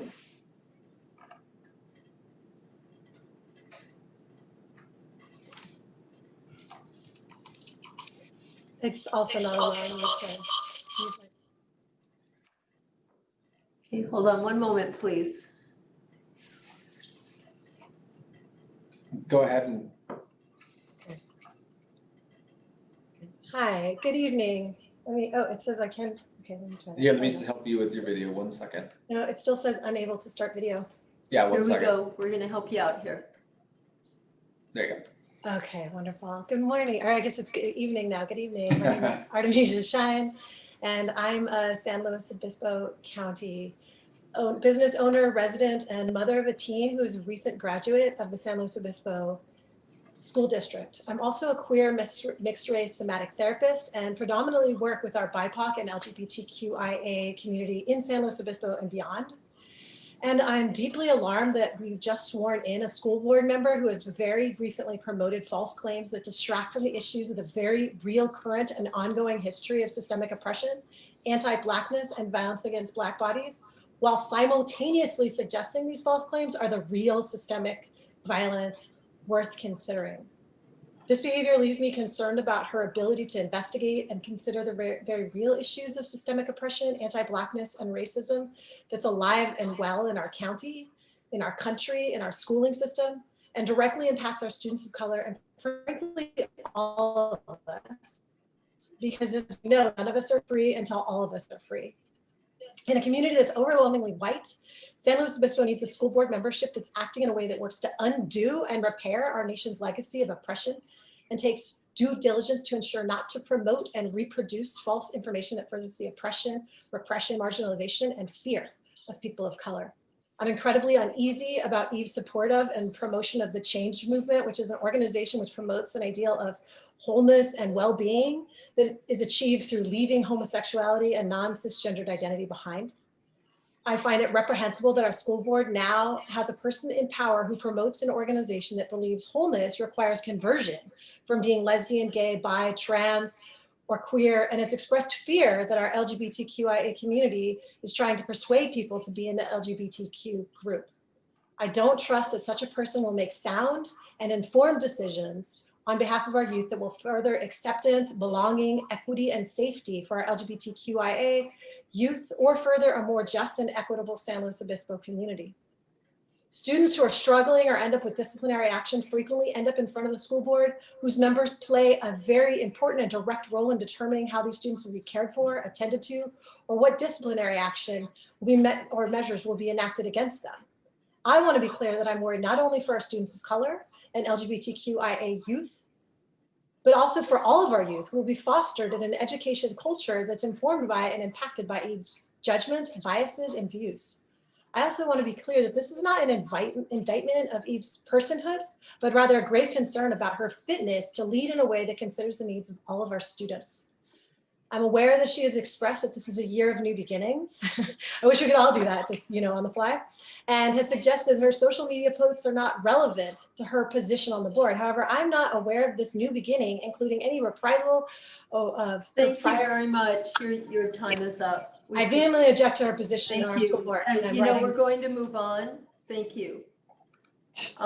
Next is Devin Kuhn. Wow. Hi, thank you. I'd like to address the elimination of small group instruction, teacher office hours, and other interventions scheduled for January. I realize this is likely the unfortunate byproduct of the new schedules for hybrid learning rather than a specific choice to get rid of these resources, but it is a departure from the info video the district put out for parents prior to board approval, which said these programs would continue. And those who are going to be most negatively impacted by the loss of these programs are our most vulnerable students, exclusively. So I would urge the district and the board to consider creative ways to make room for these important supports to continue. This is an equity issue. One of my concerns is that the push to reopen comes at the state level and things like that comes largely from the argument that some students are falling behind because of distance learning. This will be a simplification, of course, but that argument typically refers to two groups of students. those who were successful before the pandemic but have been less so under the distance learning model, and those who were already struggling before the pandemic, some of whom may be doing worse under distance learning, but for whom distance learning was not the only challenge. Where distance learning is the only problem, then hopefully reopening those schools will fix that, fingers crossed. The students who are typically successful will be well positioned to be back on the path to success once we reopen. But for the students who are struggling before distance learning wasn't the only challenge, so reopening will not automatically put them on a path to success. It might mitigate some of their struggles, but they will need more than merely reopening or merely recovering learning lost from these distance months. These are the students most in need of the additional resources like SGI, teacher office hours, help with independent work. That was my fault. I apologize for that. Sorry, no problem. I apologize. What I'm saying is that when we eliminate those resources from the students who need them most, it leaves them even further from success, which is why this is an equity issue. If in order to help students who are typically successful get back to being successful again, we exacerbate the achievement gap for students who are already struggling to get caught up, then we need to rethink that. Currently, this plan will be implemented in January, regardless of whether we're in Plan C or hybrid. So one immediate fix is don't do that. Don't switch to the AM/PM model in January. Wait until schools reopen so students can have access to the SGI and those interventions as long as possible. We still need to figure out a way to continue to provide those resources once the schools reopen. And I'm sorry, I don't have any constructive suggestions for that to offer, but I know how important equity is to the district. So I really hope that you can find some way to protect these resources that are so necessary for our most vulnerable students. Thank you. Thank you. Next is Brianna Ronan. Hello, good evening. My name is Brianna Ronan. I'm a teacher, educator, and resident of San Luis Obispo. Thank you for inviting public comment this evening. I wish to express my concerns regarding the recently elected board member Eve Dobler-Drew's public comments made during her campaign for school board member. As a bilingual educator myself, I would like Eve Dobler-Drew to clarify her stance on the role of bilingual education for emergent bilinguals. During the election campaign, her website stated, "I agree that students need to be immersed in English at school as they are speaking Spanish at home." This statement in favor of English immersion stands in opposition to the role of bilingual and dual immersion programs and undervalues the benefits of bilingual education.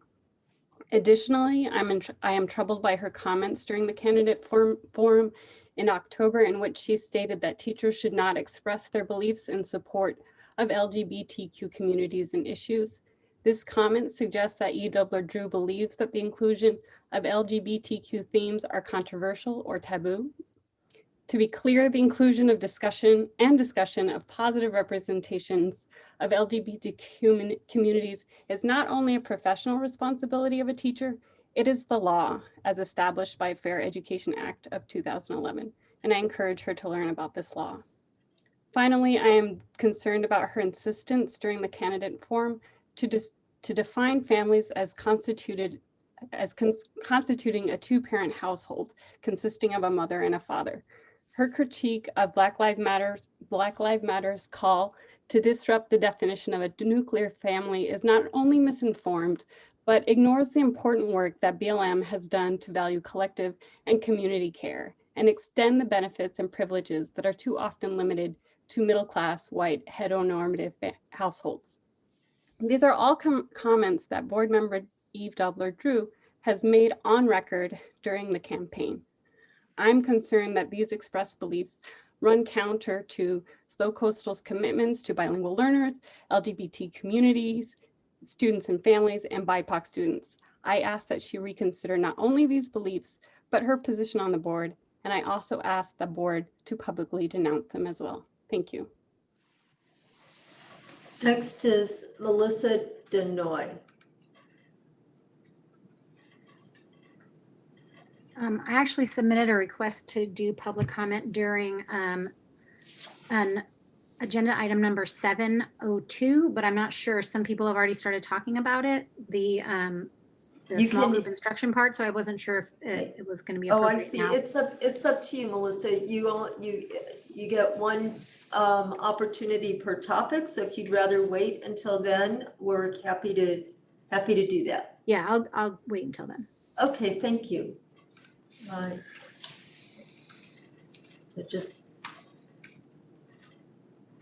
So then next, we have Charlotte Erlin.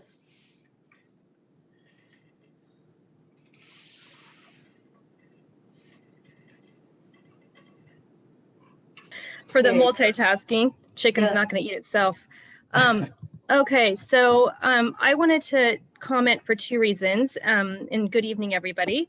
First, I'm calling for the resignation of Eve Dobler-Drew for all the reasons people have already stated.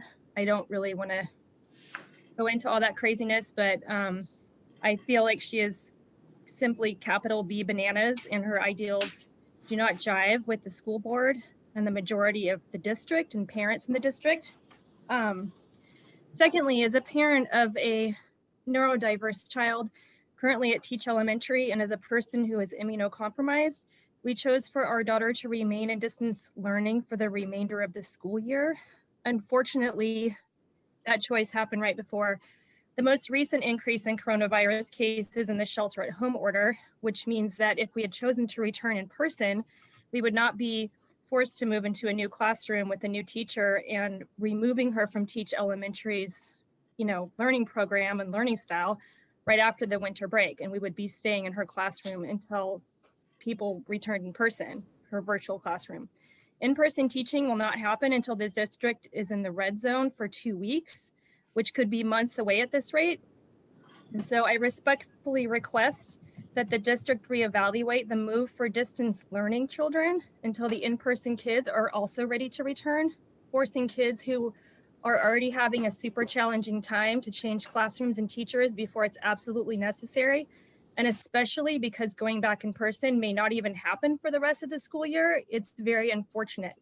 Our daughter has just this month gotten her footing in this Zoom environment and is just now starting to come out of her shell with her peers and teacher, making her start over with a new school, teacher, and peers right after the end of the winter break, which means her last day in her current classroom would be this Friday, when it could literally be unnecessary to move her, saddens me and causes undue anxiety for her at a time when her and other children need stability and support. Please reevaluate the early split to distance learning until the students who are returning in person also go back to the school.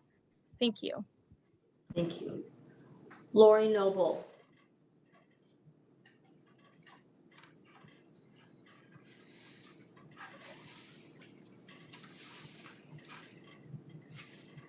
Hi, can you hear me? Yes.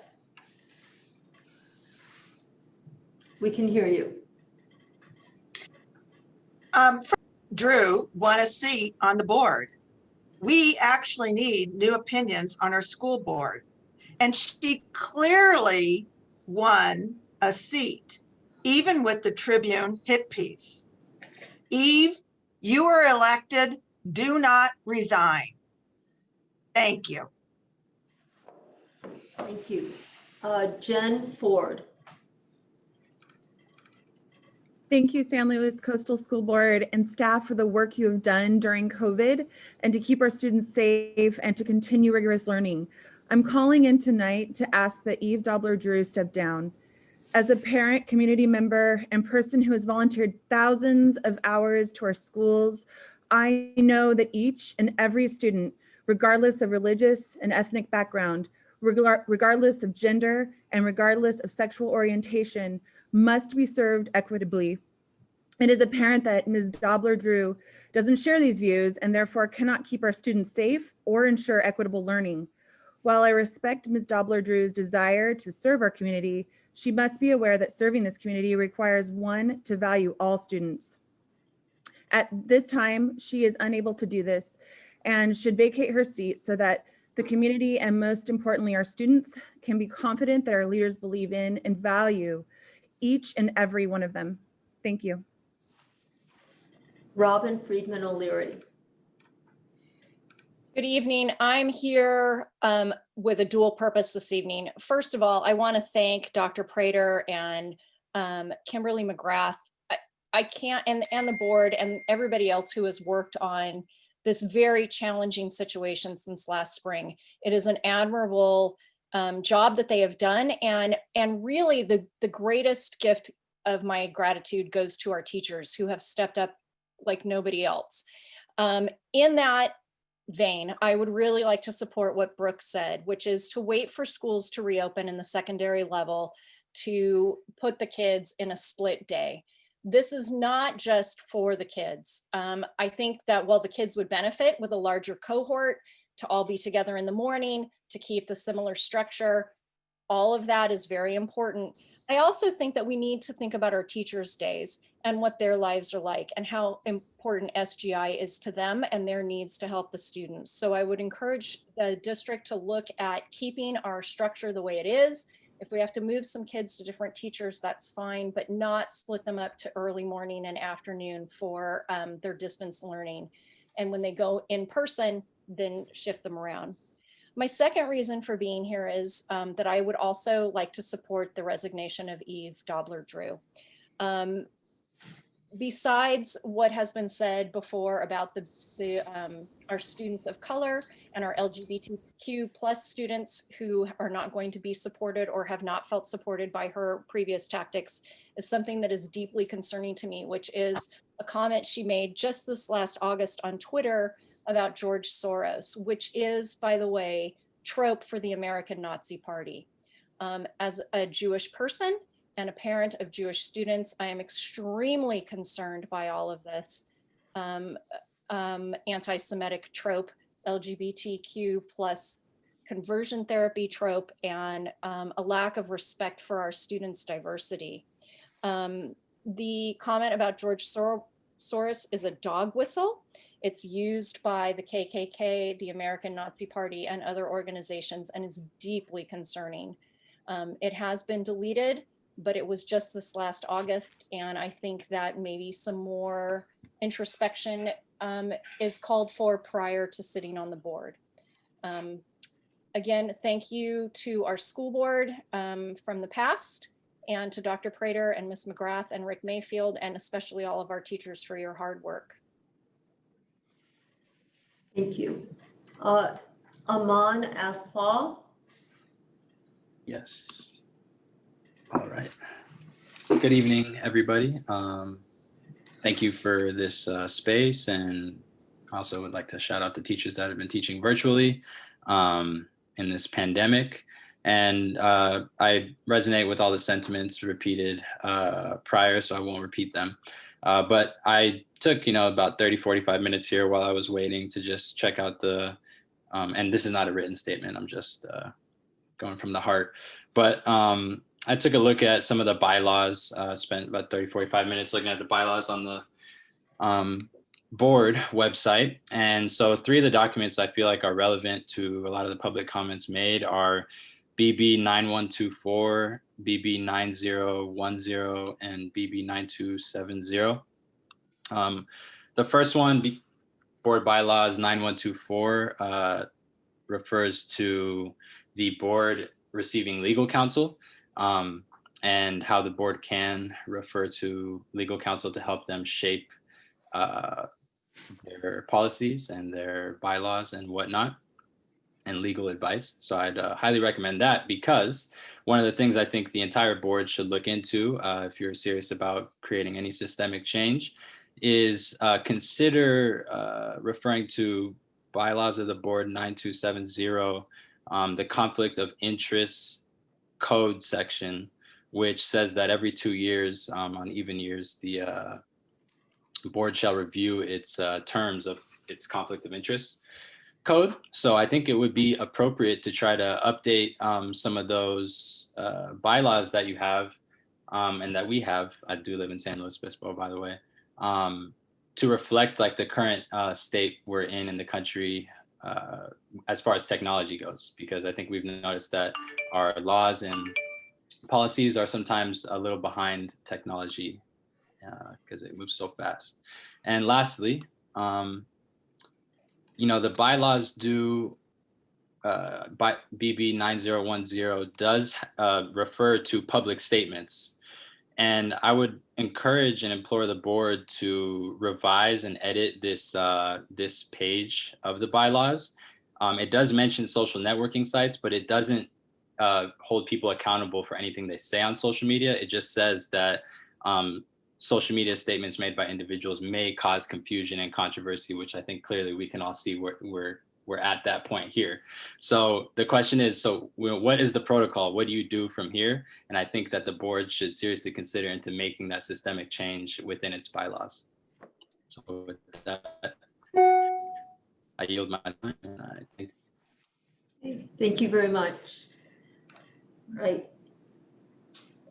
At this time, we have no one else requesting public comment in this portion of the agenda. So we will move on.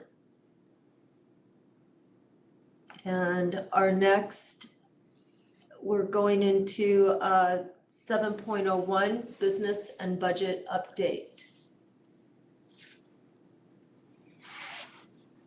Yeah, we have a lot of things about the budget on the board agenda tonight, including first interim. So I'll just probably defer to that. I just wanted to point out one thing during this update to the board. You'll see two rather large items on the purchasing list, and that is 2 new buses. And so I wanted to give a huge kudos to Annie Sharp, our transportation director, who once again moved forward, pushed, and got us 2 grants for new buses. So I mean, really doesn't cost the district, I mean, just a nominal amount compared to what they cost. And so just kudos to Annie on that. I'd also just really quickly, if Julie Lang can turn on her video for just a second and her mic. Come on, Julie, there she is. So since October 2007, Julie has served as the director of fiscal services for our school district. I've been very fortunate in my role to have somebody like Julie, really just leading the budgetary part of my job, and somebody that I could count on to get the work done. I know the board has the utmost faith in the work that she's done over the years, and I really am going to miss her. But at the same extent, I also wish her the best. She's going to be retiring at the end of this month. This is her last board meeting, so lucky her. She said she might zoom in sometime and check it out. But I wish we could have a big cake and do a lot of great things for her. But in today's society where we're at, that's probably not possible. So my hope is that by June, summertime, we'll be able to do some type of activity for our retirees, both teaching and classified, and really be able to honor her, in a nice way. So for the board, I just wanted to, she's going to be presenting a couple items here in a second, but before we do that, I just wanted to say a few words, about Julie and how important she's been to our school district. Well, thank you very much. Can you hear me? Yes. Okay, well, thank you so much, Ryan, and it's been a pleasure working with Ryan. It's been a good 13 years here, and I appreciate the board very much and all your support, and the administration and all the employees I've gotten to know over the years, and my fiscal team has been just awesome, and it's just been a really good run, and it's so nice to see that this district is on the right path, and I will continue watching because I want to see where we're going. It's great. Thank you. Thank you. Thank you. So I also want to give, so Julie, your calmness, your demeanor, your expertise and professionalism and making the numbers, the budget reports palatable to us and understandable. It's especially, it's not my strong suit. So thank you. And also ongoing and continuing kudos to Annie Sharp. She just comes up with things for us, and we really appreciate it. So Julie, I'm glad we get to hear your voice a little later in the meeting, so stick around. All right, and next we have our educational services and COVID-19 update. Ms. McGrath. Yes, thanks, Ms. Sheffer. A few things to give you some updates around. So first of all, we've had staff has been working diligently on responding to the declaration forms. So interestingly enough, we had about 80% of the elementary parents interested in being in person, with only 20% interested in staying in distance learning.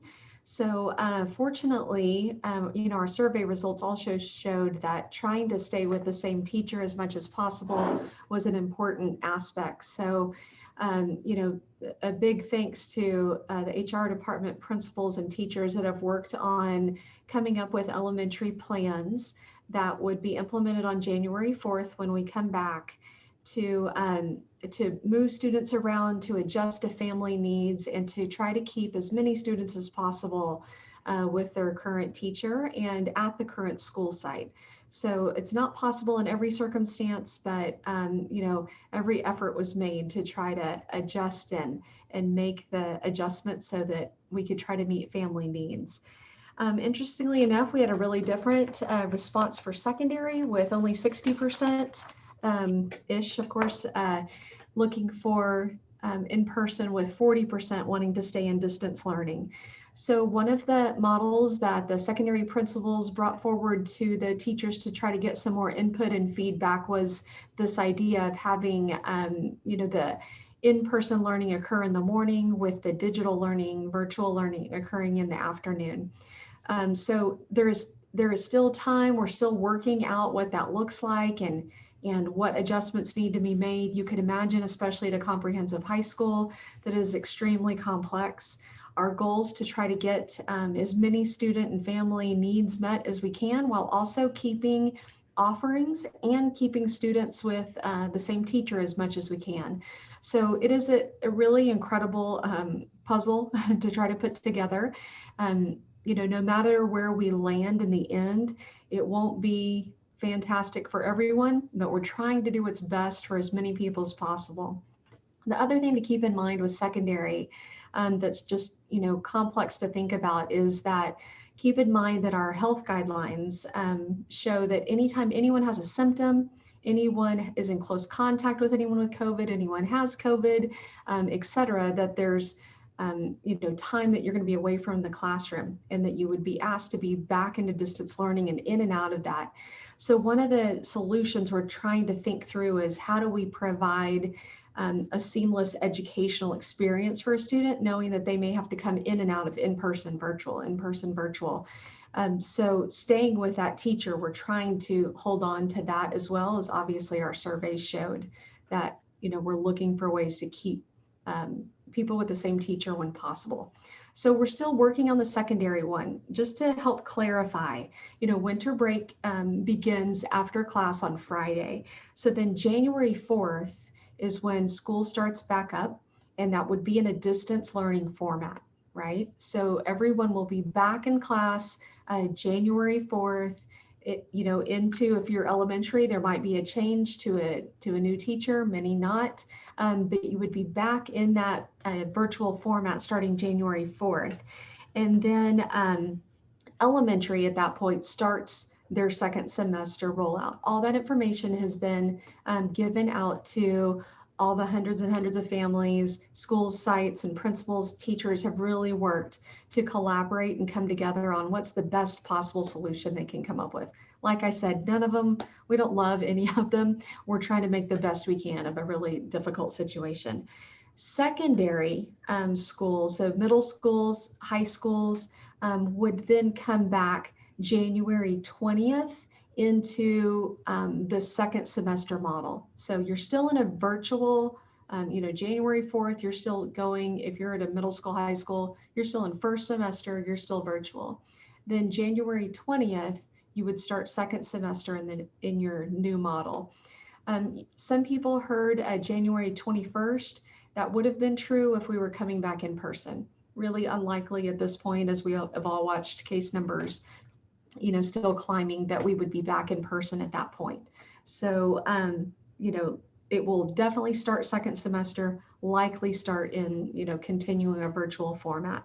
I know there's some concerns that I heard about, can those classes be combined? We're still looking at what can happen. We put a draft out on Monday, still gathering feedback and input. So we will continue to look at, what's the best possible model. This was mentioned already, but just a reminder of being in the red tier for 21 days. So like I said, that likely has us still moving out. I will say that I'm proud to say that I know every board meeting I've been telling you about in-person opportunities that have been increasing, that started back in September, and that we've been increasing that for hundreds. I think we're past 1,000 students that we're able to have in all different sorts of formats. Elementary schools are still looking at small groups that we can continue to bring back. That happened even more here in December, and we'll continue to look at that for January. Had a great meeting with a team of people looking at the learning loss that Dr. Prater presented on November 17th, and how we can be just continually even more targeted with more small groups. So I know meeting those needs is of the utmost importance to all of you and to all of us as well. So that's a quick update there, and more to come from Mr. Mayfield and Ms. Storm in an upcoming presentation here. Thank you.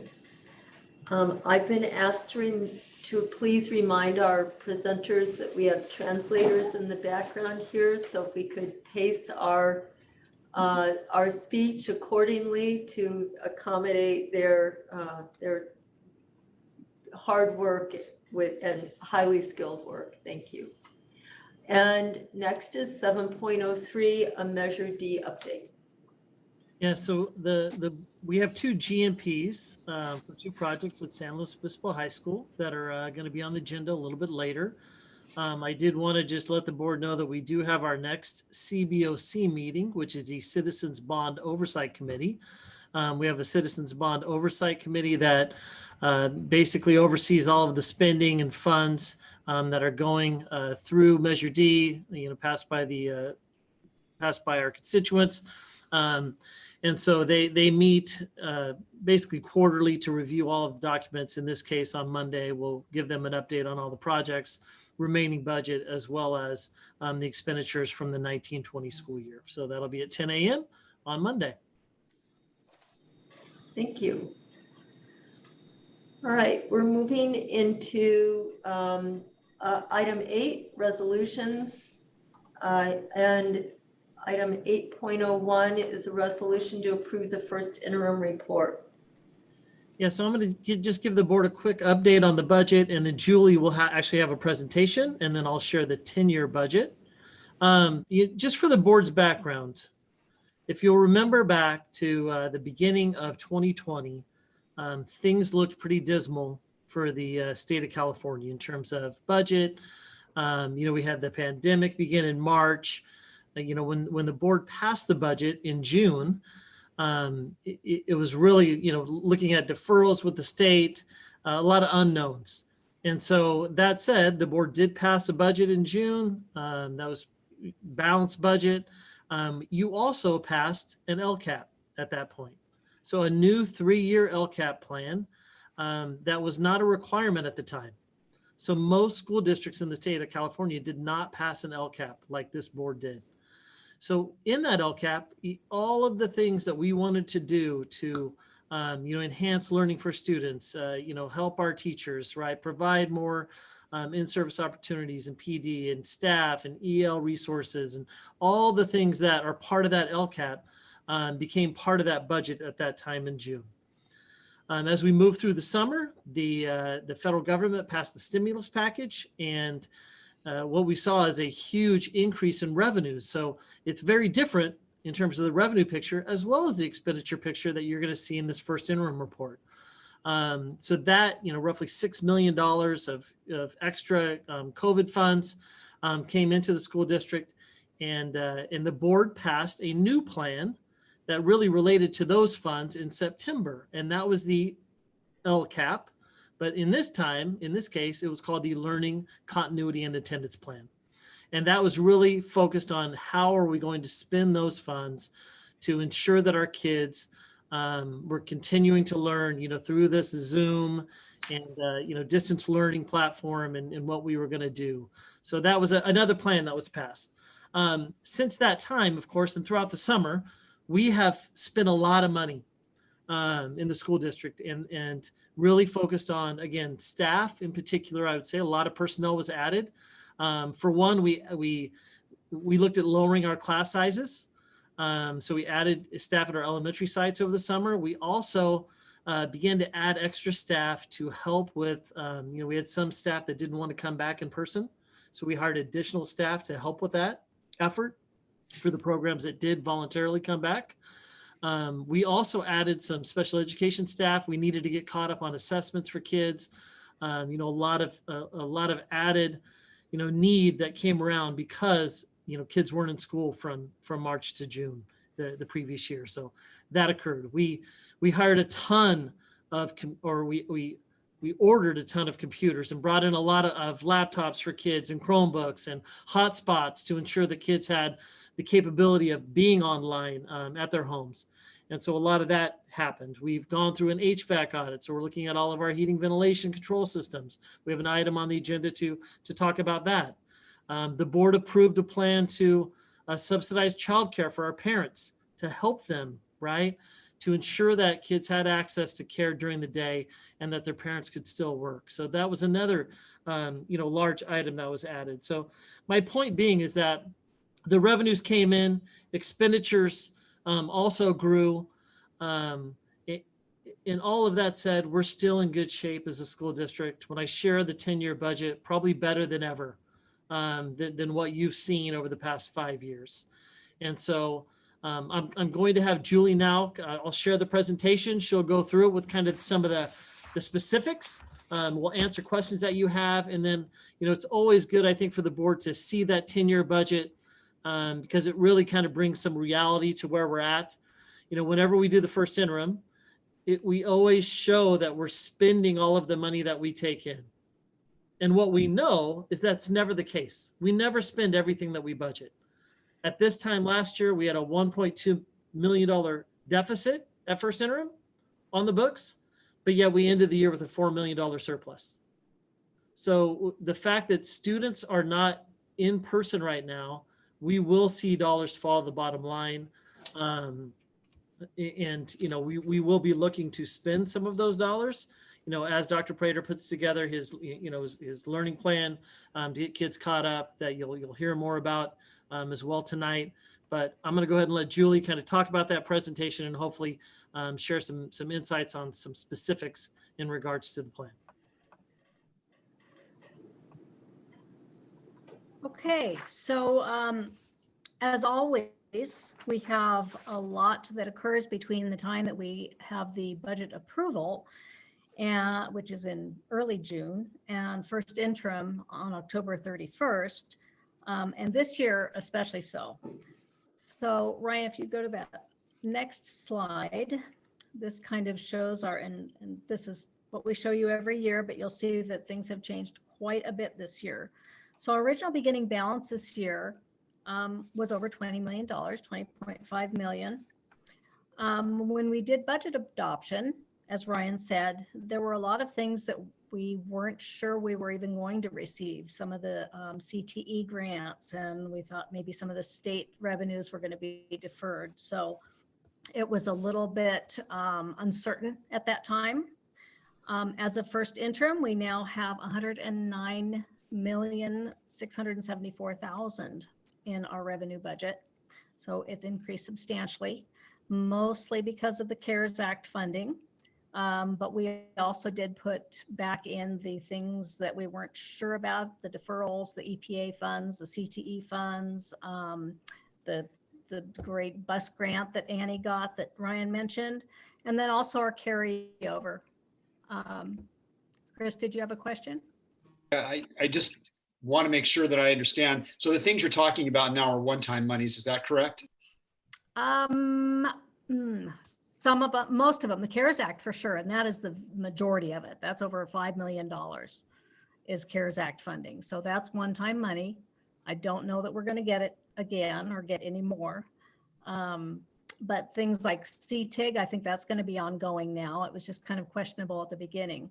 The bus grants, that's $330,000. That's one-time money until we get the next one.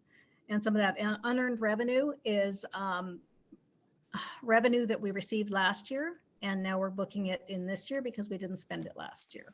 So that would be considered one-time revenue, yes.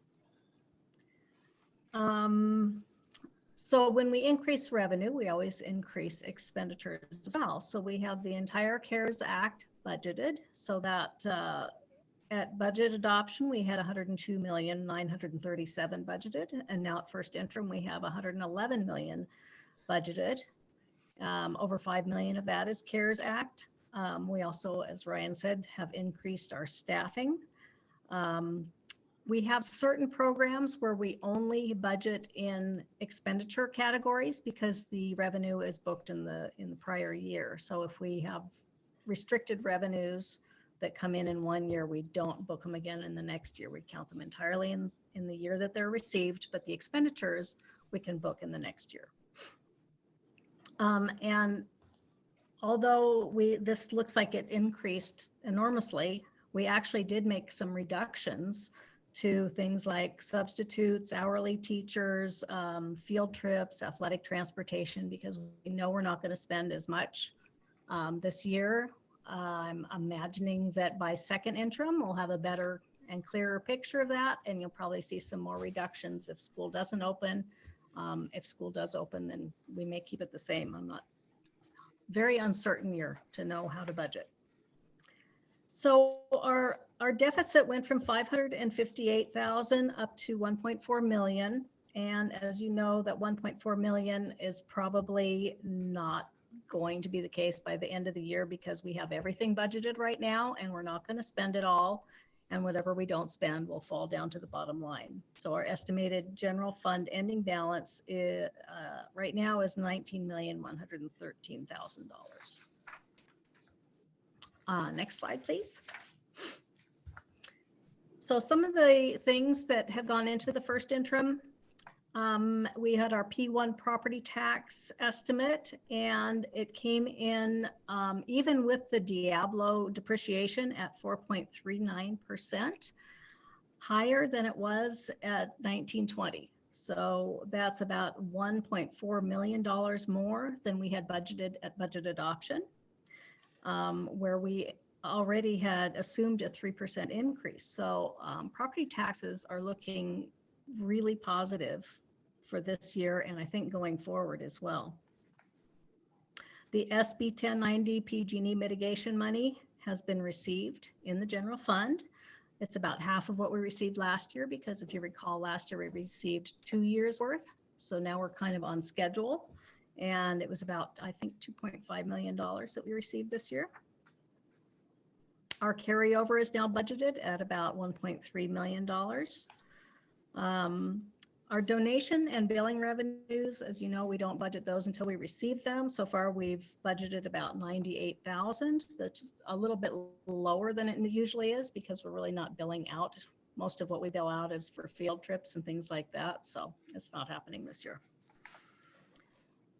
Special ed, we budget based on what the CO, what the county office tells us to budget. But if you recall, the state budget included a new statewide target for special ed. So it's up to $645 per student, which helped the special ed revenues greatly. Our contribution is about $11 million in there right now, which is about what it was last year too. So it really didn't increase too much because of that increase in the special ed funding. We have our 2% increases and step and column increases budgeted, and also the increases for the staffing changes. Next slide, please. As always, our property taxes make up the majority of our revenues. They're at about 74% right now. The other LCFF revenues are state funding for the categoricals that we still get, the Education Protection Act money that we get. It also includes a transfer out to the adult ed fund and our payments to the charter schools. And it also includes special ed property tax that we get from the county office. And the biggest difference this year is that federal revenues are up to 7%. They're usually around 3% of our revenues. And that's because of the CARES Act funding. And state revenues are at 3, which they're usually around 3%. The state on behalf is about 3%. You'll see that as well in expenditures. It's budgeted only on paper, and it's the same amount in revenue and expense, so it has no effect on our ending balance. And our local revenues are at 7%, which is a little bit higher than normal because of that SB 1090 funding that we're getting. And next slide, please. On the expenditure side, our salary and benefits make up the majority of our expense budget. Our certificated salary is about 35% of this budget. Classified is about 16%. Administrative salaries are about 5%, and employee benefits are around 20%. And we'll look at the next slide, which will look at employee benefits a little bit more closely. As you know, we try to keep our salary and benefits at around 85% of our revenue. This year, they're actually at 81% right now, and that's because we received all that revenue in the CARES Act funding. And most of that is going toward devices and personal protective equipment and software and things like that. Next slide, please. On the benefits, just like to keep you in the loop on what's going on with those. This year, the state redirected $2.3 billion toward the unfunded liabilities for STRS and PERS to keep those rates lower than they would be otherwise. So you can see with the STRS rates in 2021, it actually went down. That's the first time we've seen that in quite a long time. So it was 17.1% in 1920. 2021, it's 16.15, and then in 21-22, it's going to go down again to 15.92. But then in 22-23, it's going to jump back up to 18.4%.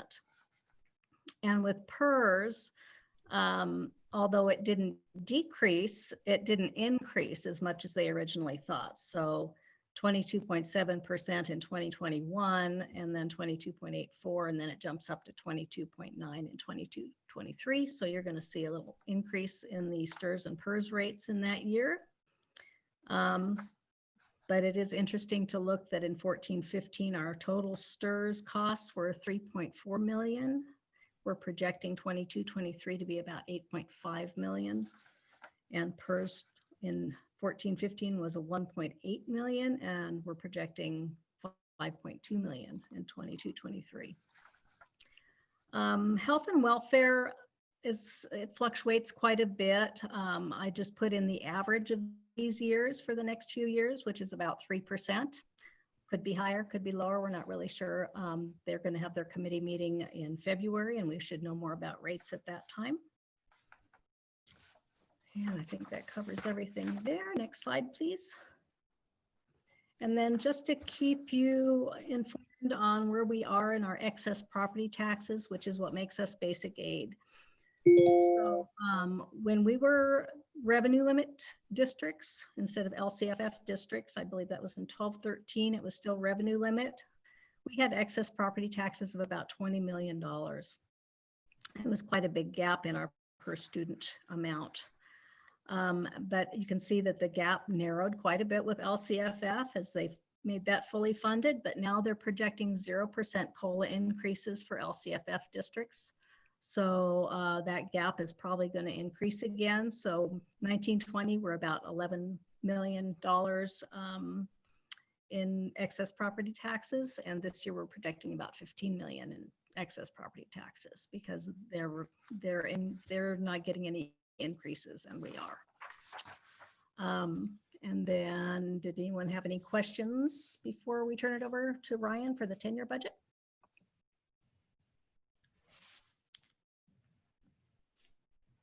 Doesn't look like it at this time. Oh, Mark.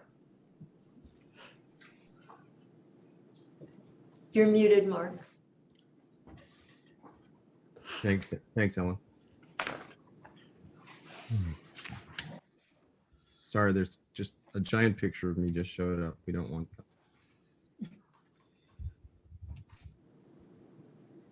I did have a couple of questions, Julie, and I appreciate it. And I'm sorry that we won't get to see you again doing this because you do such a great job. Oh, I know, it's so entertaining. Yeah. I just maybe to Chris's point, but I'm a little worried. We have, and it's page 3 of the SACS report. It's the LCFF. It looks like to me, we're about halfway through the year and we've only spent about the 13 million.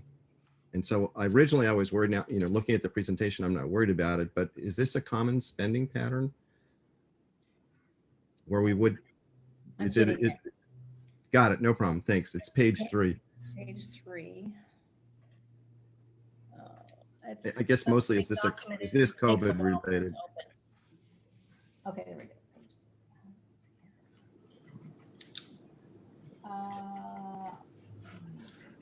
Page 3 of the entire document?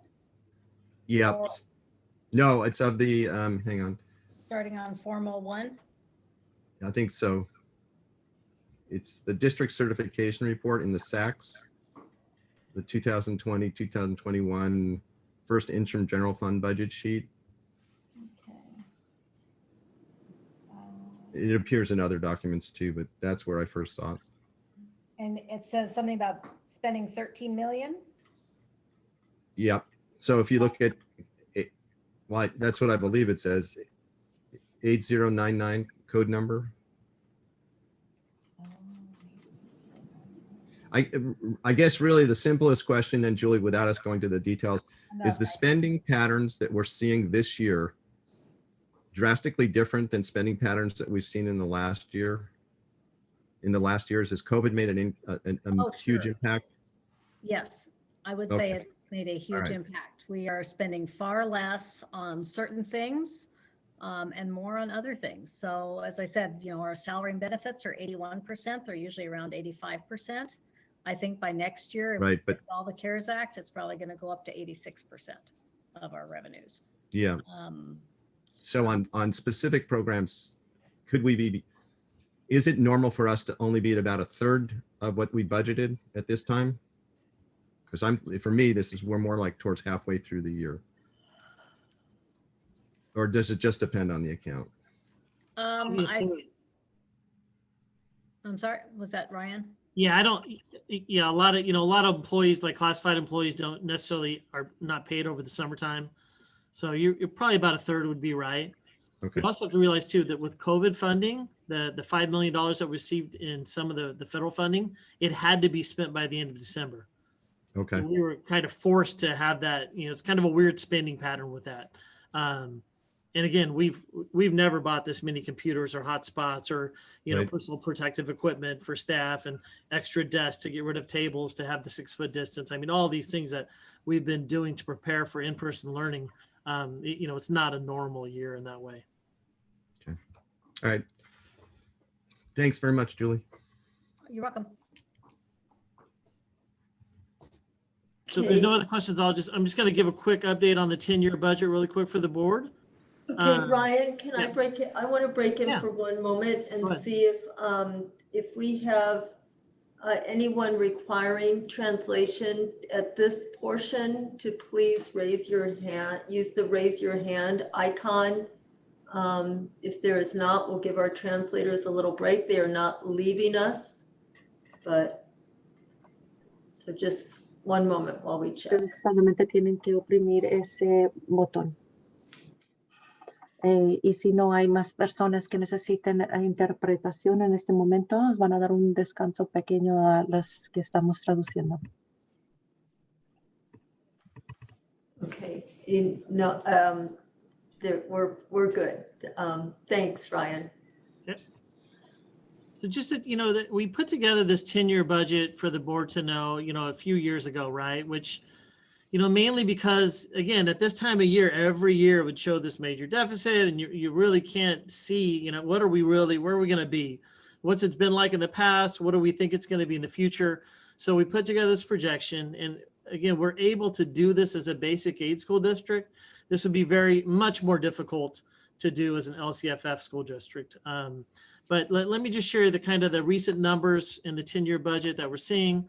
And I always have the hardest time with the share thing, but you know, it's probably a little difficult to see, right? Let me try to blow it up a little bit. I got to move my pictures over, but as Julie said, is that a little bit better? Is it still hard to read? No, that's pretty good, Ryan. Okay. So, you know, one of the things that we did 2 years ago was with this unitary loss with Diablo Canyon is we lowered the expectation for revenues in terms of from our property tax growth. So we had lowered it from 3.5% to 3% over that time. And so when you're talking about $78 million, that is a huge change to even drop it 0.5%. So because of what we saw this year, 4.3% increase, in talking with Julie, we went ahead and did a 3.5% increase back into the 10-year budget for the next 2 years.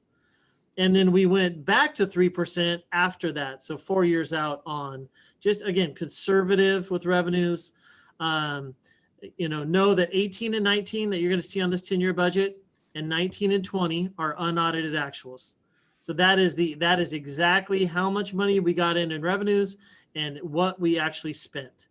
Now we only shut down last year for about 3 months, right? March, April, May, June, you know, half of June. And so because of that, you know, and there's a lot of big purchases at the end of the year that were not made. So we did realize some savings that occurred, but the major increase last year in terms of bottom line was really that large influx of money that we received from Diablo Canyon, the 4.7 million that you see here, right? So that settlement fund. So, you know, in terms of overall revenues, you know, really that was the big change. And then, you know, we you know, when I look at it on the expenditure side, you know, salaries, you know, the expectation, and we've been giving, you know, kind of, you know, which has been positive, right? But like 2% a year for the past 3 years to our staff. And you could see that maintaining that 85% range is really what, you know, when we look at school services or CSBA or CASBO, school business officials, that's really where we want to focus and try to keep our personnel expenditures there.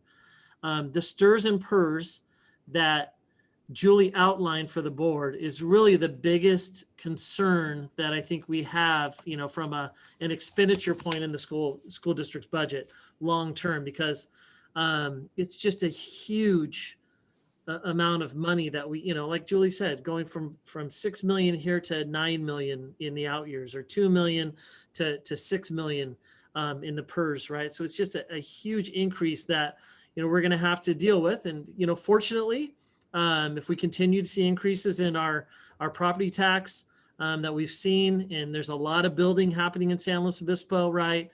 Prices are, you know, at an all-time high in terms of real estate.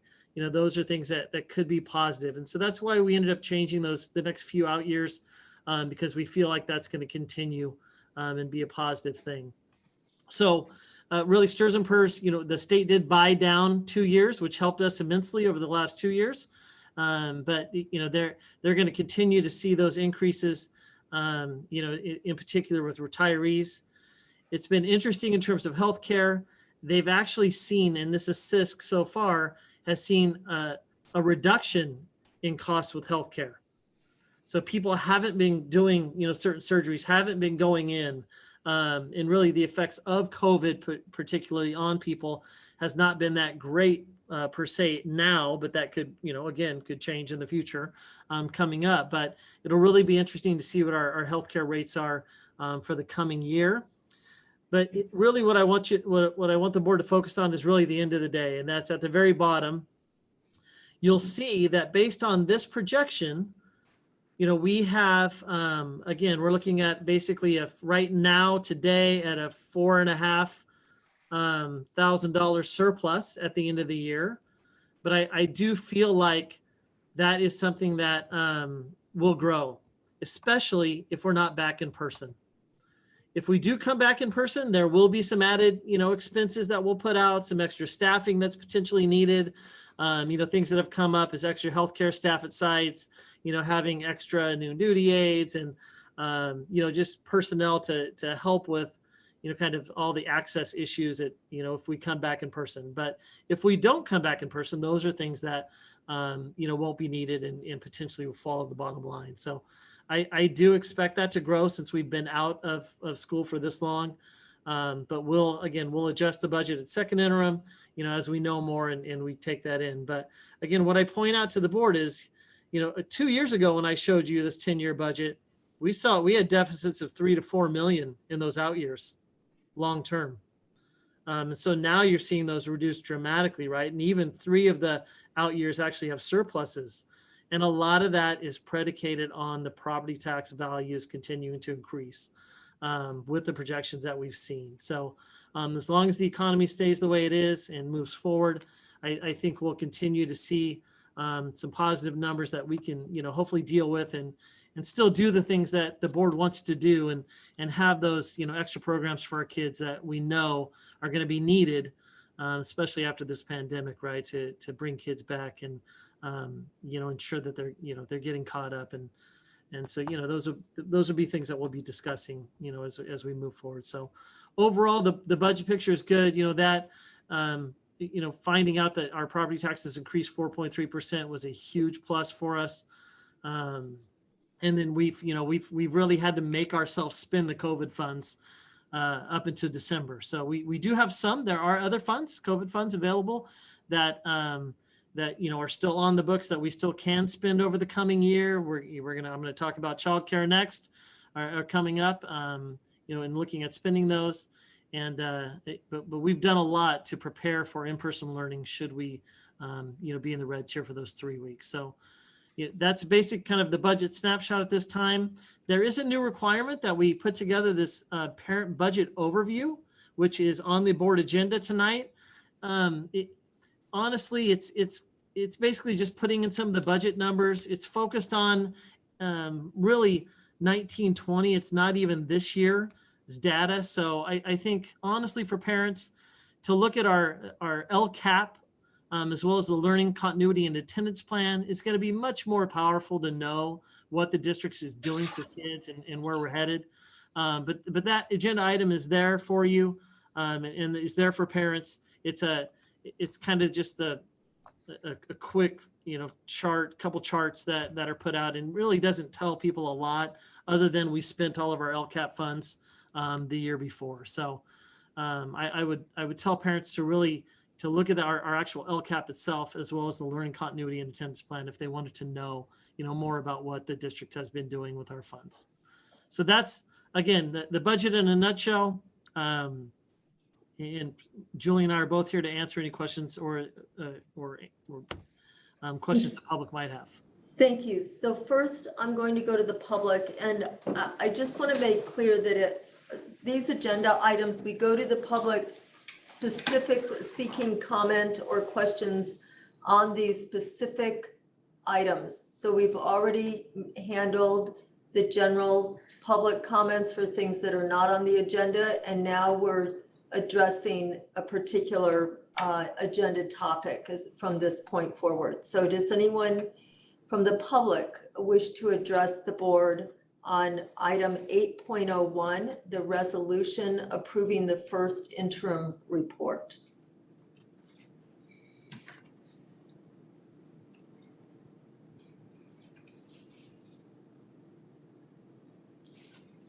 Oh, sorry. And we have Melissa Denoy. So actually, I was expecting to be able to speak about item 7.02, but you didn't. That was what I turned in for and what we had chatted about. But I'm not sure if that wasn't allowed or if I should have spoke during public comment. Now I'm a little bit confused as well. Yeah, I thought I called your name then. You called my name during public comment, and I said I was planning to speak during 7.02, but then you didn't call for public comment at that time. All right. Well, then that is my error, and let's rectify that. Okay. I know there's somebody else who had turned it in for that too, Jolie Well, she's this in is, her- we're talking to you right now. All right. so. Just wanted to. All right. I just wanted to first say I really appreciate all of the work that everyone has done to try to figure out how we're supposed to make this hybrid learning thing happen. I understand it is a huge, super complex thing that we're all trying to figure out what's the best for everybody. And I really appreciate all your hard work. But I'm really concerned, and I'm going to echo some of the other comments from public comment about the planned cessation of small group instruction and teacher office hours in favor of a hybrid schedule for teachers of in-person and online only students. This component is extremely concerning for several reasons. As our district is focused on equity, we must look at how inequitable this plan is. In-person students will be able to receive more personal support as teachers are able to review work on site in the moment, as well as offer that personal assistance. Distance learning has relied on small group instruction to replace this type of interaction and ensure that students have what they need to succeed. This puts 40% of our students at a distinct disadvantage, many of whom have had to stay home for health concerns or who require individualized support on top of the small group instruction anyway. Every child deserves equal access to support. This plan also means that 60% of students will all be on campus at once, creating a huge concern for social distancing requirements. I'm not sure how that's supposed to work or where that plan came in. I thought the point of the 50-50 splitting is so that we had more space for students, and having 60% on campus seems short-sighted. I'm also concerned for teachers. Not only does this create an intense workload for them, it robs them of the ability to adequately support their students. No office hours means those students who would normally receive support now will have little to no chance to talk over their assignments or get extra help. If teachers choose to provide it, and let's face it, they will be going above and beyond yet again to make sure no child fails. It will cut into their prep time, their ability to actually recharge from their day. So now they'll be expected to take even more of their regular time where they should be off duty to go ahead and create office hours that they're now not being paid to do. As a parent, I feel that I was presented with the option for distance learning that would largely remain the same, or the in-person option with the morning or afternoon plan. You asked us to make our declaration based on this information. If we had the idea that you would remove basic supports that are the only lifeline for success for many, we would have made other plans for our children. I ask that you seriously reconsider this plan, or at least delay the change in schedule or until we are reasonably sure we can even go back in person at all. While it was an appreciated move to make the changes early to allow for transition time, this is premature and will unnecessarily impact our students and teachers as stated. Please ask yourselves who really benefits from this plan. From where I stand, it is neither students nor the teachers. Thank you. And just again, to kind of let the public know about our process, typically during superintendent's updates, we do not go to the public. Those are updates for the board. We don't seek public input on those items. So in the future, that would come under the general public input. Appreciate it. It would be helpful to have that information in your request for comment. All right, next this is an action item. Our resolution number 11/2021 approving the first interim report, unless the board has additional questions or comments. Mark. If there's no other comments, I'd like to move approval of the resolution 11/2021. And Marilyn, you have a second? I would be happy to second, but I just want to have the opportunity to hear Julie Lang's voice for the last time. Well, she's coming back for the LAIF agreement. Oh, great. Oh, okay. I haven't missed it then. I will second this. All right, thank you. All right, Mark. Yes. Eve. You're muted, Eve, just so we need a voice vote. Yes, There it you was go. suggested that I mute. Yeah, that's all right. Most of us mute when unless we have something, unless we're speaking. So thank you. Catherine. Aye. Evelyn. Yes. Marilyn. Yes. Chris. Aye. And I vote yes as well. All right, thank you. Next is 8.02, approval closure, approve closure of the LAIF account. Yes. So Julie will lead this kind of issue. And so I'll have her kind of talk about the LAIF account because she is probably the one who's most knowledgeable about it. Okay, thank you, Marilyn. I don't think anyone has ever asked to hear my voice again.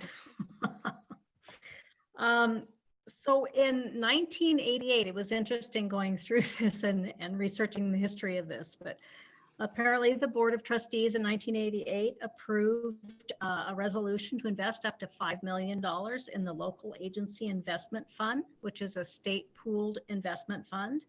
At that time, it was earning a higher rate of interest than the county treasury. If you had an opportunity to look at the county treasury investment pool yields, it gives sort of a comparison between what the county treasury earns and what LAIF has been earning over the years. It fluctuates quite a bit. I mean, it appears that LAIF, when the economy is doing well, the LAIF account does well. And when the economy isn't doing as well, the LAIF account doesn't do as well as the county treasury. So over the years, I would say it's been about even with the county treasury. Right now, as of the first quarter of this year, LAIF earned 0.84% interest and the county treasury earned 1.42% in interest. So it was a pretty big difference. And we just feel like we'd probably be better off just closing this account and putting that money into the county treasury. I don't think it's going to make a huge difference in interest rates, but in the short term, we'll probably earn more in the county treasury than we would in LAIF. So we would recommend approving this resolution. I think we are going to ask LAIF to provide us with a warrant for the balance plus any residual interest, which we should receive in about 2 or 3 weeks, and we'll deposit that directly into the county treasury if the board approves. And for the board to know, with Julie leaving, she's really the only one with the kind of institutional knowledge about this account. It's just, it'll just be easier, I think, for everyone and for everyone to know that the funds are just in the one county treasury account. So that's why we decided to bring this forward to you today. So Julie, when you leave, anything that nobody else wants to do, it sounds like we'll leave with you. So you could be making jobs around here a lot easier.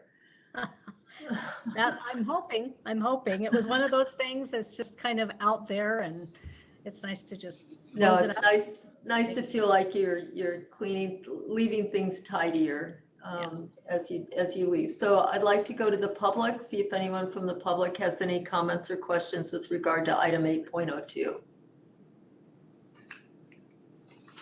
And seeing no one, we'll come back to the board. Marilyn, I saw your hand. Thank you. I'm wondering, at the time this fund was established, I assume it was monies just carved out of the general fund and deposited into this LAIF account. And the information that we got in the board packet said that it was for maintenance of the Vicente portables and for general maintenance. So we no longer are maintaining the Vicente portables. And so does that mean that when we pull it back and put it into the general fund, will it be just unencumbered dollars, or do we plan to put it into our maintenance budget? You know, honestly, that kind of went away over the years with paying off those Vicente portables and maintaining them. So we just maintain all of our sites now just through our deferred maintenance account through the general fund. We don't pull dollars out of the LAIF account to do that. So it's basically just part of our reserves currently in that LAIF account, just like the funds that are in the county treasury are part of our reserve. So there's not really a specific reason to have them in there. Okay, and you don't foresee us part of our general reserves, just like they are now. Okay, Just instead of having 2 savings accounts, we're going to have 1. I wonder what the original thought was, why that carve out? I mean, they thought they could get a little more money, but, Yeah, I think Julie knows. I think it was specifically set up to kind of keep the dollars in one specific, account as they were paying for those, right? Paying for those modulars that, we had bought with the county. And so when, kind of when that ended, it just, there was no need. So maybe it was easier to pull money out of that account at the time, but, it's been a long time since we've had to pull anything out of, the LAIF account for that purpose. so then will all of our monies be in the county treasury at that point? This is the one outlier? Other than petty cash accounts and our revolving cash accounts, small accounts, yes, then everything would be in the county treasury. Okay, thank you. Right. This again is an action item to approve this resolution. Anyone wanting to make a motion? Evelyn? Yes, I move approval of resolution number 12, 2021, approving closure of the LAIF account. And Catherine is seconding it. All right, Evelyn, Yes. Catherine, Yes. Eve, Yes. Mark, Yes. Marilyn, Yes. Chris, Yes. and me as well. Okay, thank you. So now we'll move on to 8.03, an emergency resolution for purchasing and installing the antiviral ionizers. Yeah, so at the study session last Thursday, we had the opportunity to hear from Mr. Bonin about these, antiviral ionizers and kind of what goes into putting them into the classroom, the purpose of them, right? So for the public to know who wasn't at that meeting, we've been going through a complete HVAC audit, so our heating, ventilation, air conditioning systems, so that we ensure that all aspects of our HVAC are complete. So when we look at bringing students back in person, it's not just social distancing, it's not just PPE and masks and all the other things, but HVAC is another kind of core staple in ensuring that people are safe. And so in looking at that, we actually kind of looked at what our neighbors to the south were doing, and that's Lucia Mar. And they kind of had a jump start on this kind of a new technology that actually attaches to your HVAC units and provides, ionization. So it basically helps, collect dust, mold, as well as combats things like the coronavirus. So, we're gonna, hopefully go into this with the fact that it'll hopefully help our staff and our parents and our students know, that the HVAC systems are going to work even better than they have before and will help in terms of dealing with this pandemic. So we do have COVID funds that we have to spend by the end of the month. And so that was, part of this. We also currently have, as Kim McGrath stated, a lot of kids that are currently in our classrooms. And we have about a 2-week window over winter break that we wanted to, see if we could get the board to approve this emergency, kind of resolution to move forward with this. I will say that after the meeting, Trustee Marilyn Roger did have a great conversation with Chris Bonin, asked some great questions about warranties and both with the equipment as well as the labor. And because of her prodding with Mr. Bonin and her questioning, he was able to contact Smith Electric, who we're asking the board to approve tonight.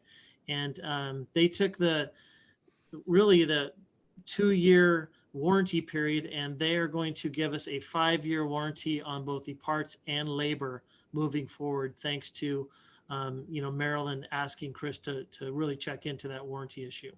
So kudos to her for asking those questions.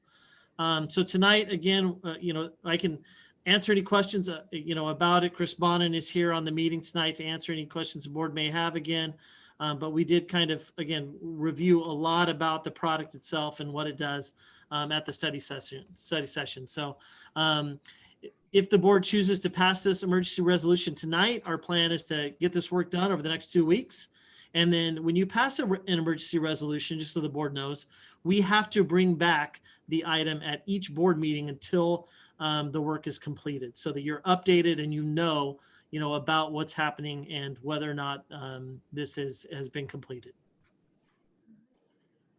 First, I'll go to the public, see if anyone from the public has any questions or comments on this resolution. No. Then any further board discussion? And if not, then this is an action item requiring a motion. Marilyn? Thank you, Ryan, for the shout out. I support this. I'm going to support this resolution, although I have to say it feels quite rushed to me, to have it presented to us initially on a Thursday for approval on the following Tuesdays is pretty rushed for a $500,000 item. But I see value to it beyond COVID. For more and more children are being diagnosed with allergies and asthma. And so I see an ongoing benefit downstream for students and staff. And I suspect this will be a great product for us. I'm a little bit concerned, but I don't see a way around the fact that in order for this unit to be effective, we have to have the HVAC units on, which means that where we might typically not be using heat or cooling, we're going to have the fans going. And in terms of climate, I don't think that is, I don't think that that's consistent with our desire to tread lightly on the earth and not adversely affect climate change. But I don't see a way around it. And Mr. Bonin explained to me that in his opinion, it would be minimal dollars, sort of with each unit being like a 75-watt light bulb turned on all the time. So those are my comments on it. I'm really glad that Chris pursued it and we're able to get a little more advantageous terms on the warranty work. And I'm hopeful that this will be really good for staff and students over the next maybe 20-year period. So if there's no other comment, I'll move approval of this resolution. Mark, I saw your hand. Yeah, and I'd like to second. I would like to just make the comment. I think and also second Marilyn's comments about good for staff and students. And I just want to squeeze this in maybe here, but our teachers are first responders. The rest of our staff are acting as first responders in this. And so without anything that we can do to help protect them, I'm going to be in favor of. So I'll second it. All right. I will go through. Just so the board knows, I did have Chris get some check numbers on the labor to ensure that, this was, in a good place. And so I feel good about bringing, that number to you in terms of, the actual cost of putting these in. And we are, like I said, we are kind of piggyback. Lucy and Mar did a lot of the labor in this one, to be honest with you, in terms of been looking at it for months and, getting into those types of things. So we are pigging back a little bit on what they were able to find, in terms of moving forward. Good for us. Thank you. All right, we have a motion and a second. Marilyn? Yes. Chris? Yes. Mark? Yes. Eve? Yes. Catherine? Yes. Evelyn? Yes. And I approve that as well. All right, we will now move on to item 9.01, and I'm going to ask if anyone is requiring translation. Pregunta que si alguien necesita de las traductoras. Estamos moviendo a 9.01. and we see nobody at this time, we would just raise your hand, be sure to let us know. We have people standing by. So item 9.01, childcare update and agency agreements. I'm hogging the show tonight. All right, Ryan, go for it. So a lot of big things happening for sure. But, the board was gracious enough to help out our parents and kids back in September, right, with that learning continuity plan, and dedicated $600,000 of our COVID funds to assist families with childcare costs. So, the unexpected issue of having kids not in school and not having daycare, during the day and what to do was very difficult for a lot of people. And so because of what the board did, it really cut that cost in half to those parents. And we couldn't have done that without 3 outstanding childcare agencies. So the city of San Luis Obispo, the city of Morro Bay, and the YMCA have been fantastic. And I will say to date, they have not had a COVID breakout in any of their spaces. And I'm knocking on wood right now, as much as I can. And they have done a great job. So I know people go by, they see kids without masks or things like that, but when they go out to PE or they're running around or they eat lunch, they don't have their masks on. So all that said, they have been able to have a very safe, reliable place for kids to be. On top of it, it's not just childcare. They're actually assisting kids with their learning every day. So mind you, they are getting the Chromebooks out with all of their kids. They are helping them log in, right? They are the ones that were there with kids to establish that learning community at those sites. And so I can't say enough about what they've meant to our families and kids as we've gone through this distance learning. So again, huge kudos.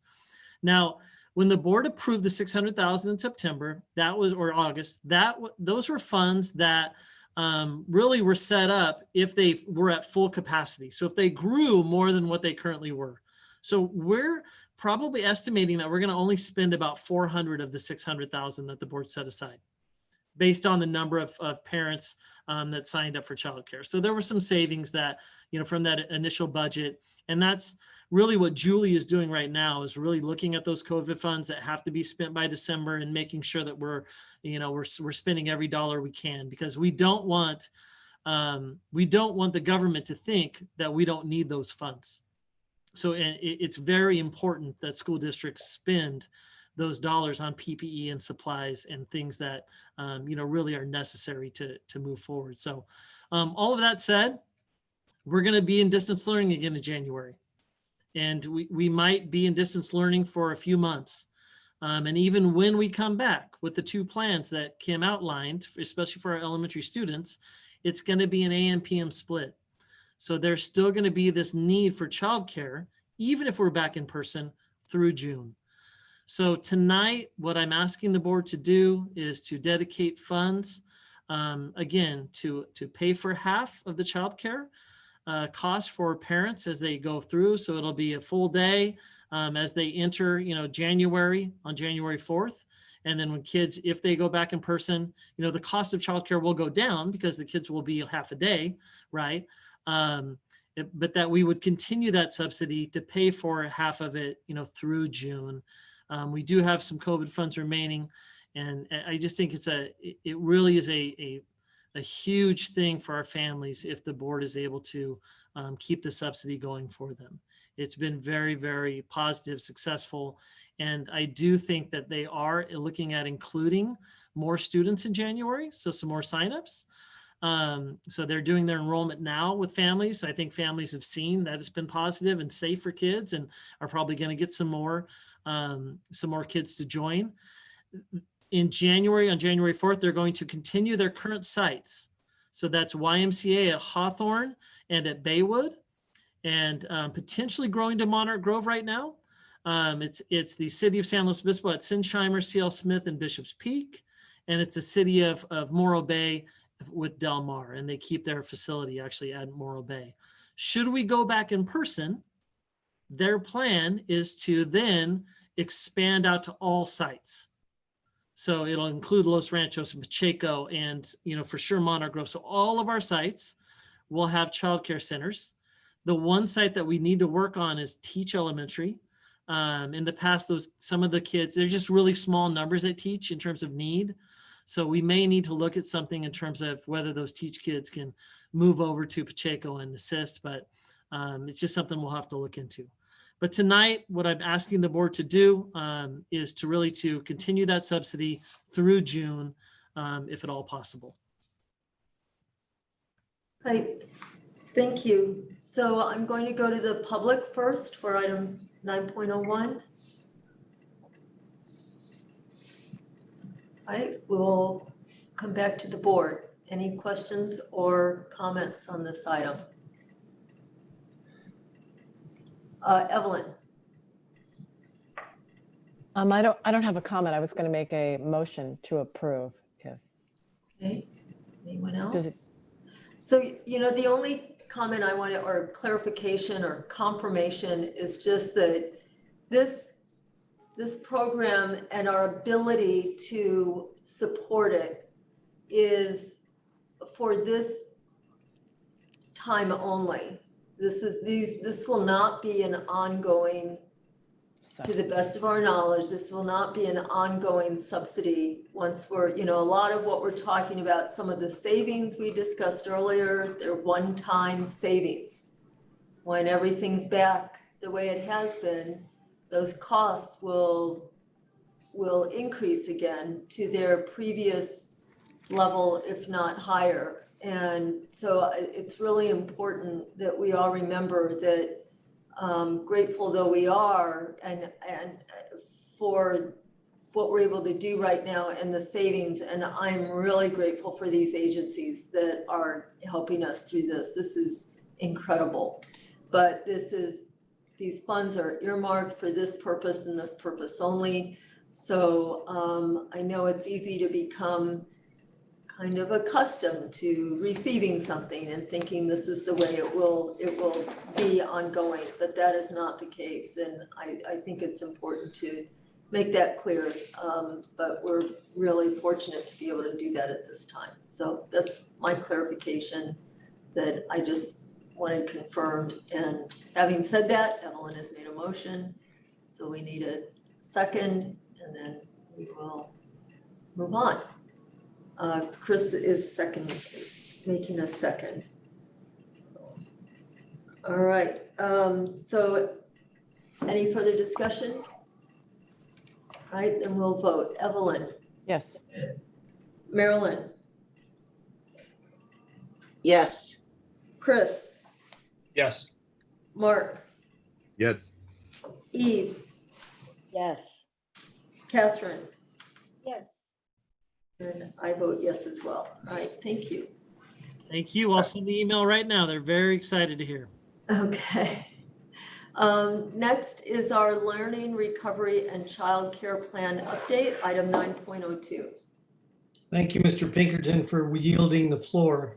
Appreciate that. Good evening, everyone. And, it's unfortunate that we have to talk about learning recovery, but at the same time, I'm excited to talk about learning recovery because this is really important work amongst all the other things that we have going on. Mandy, will you share the slide or can I share my screen? One moment, Rick, and I'll give you access.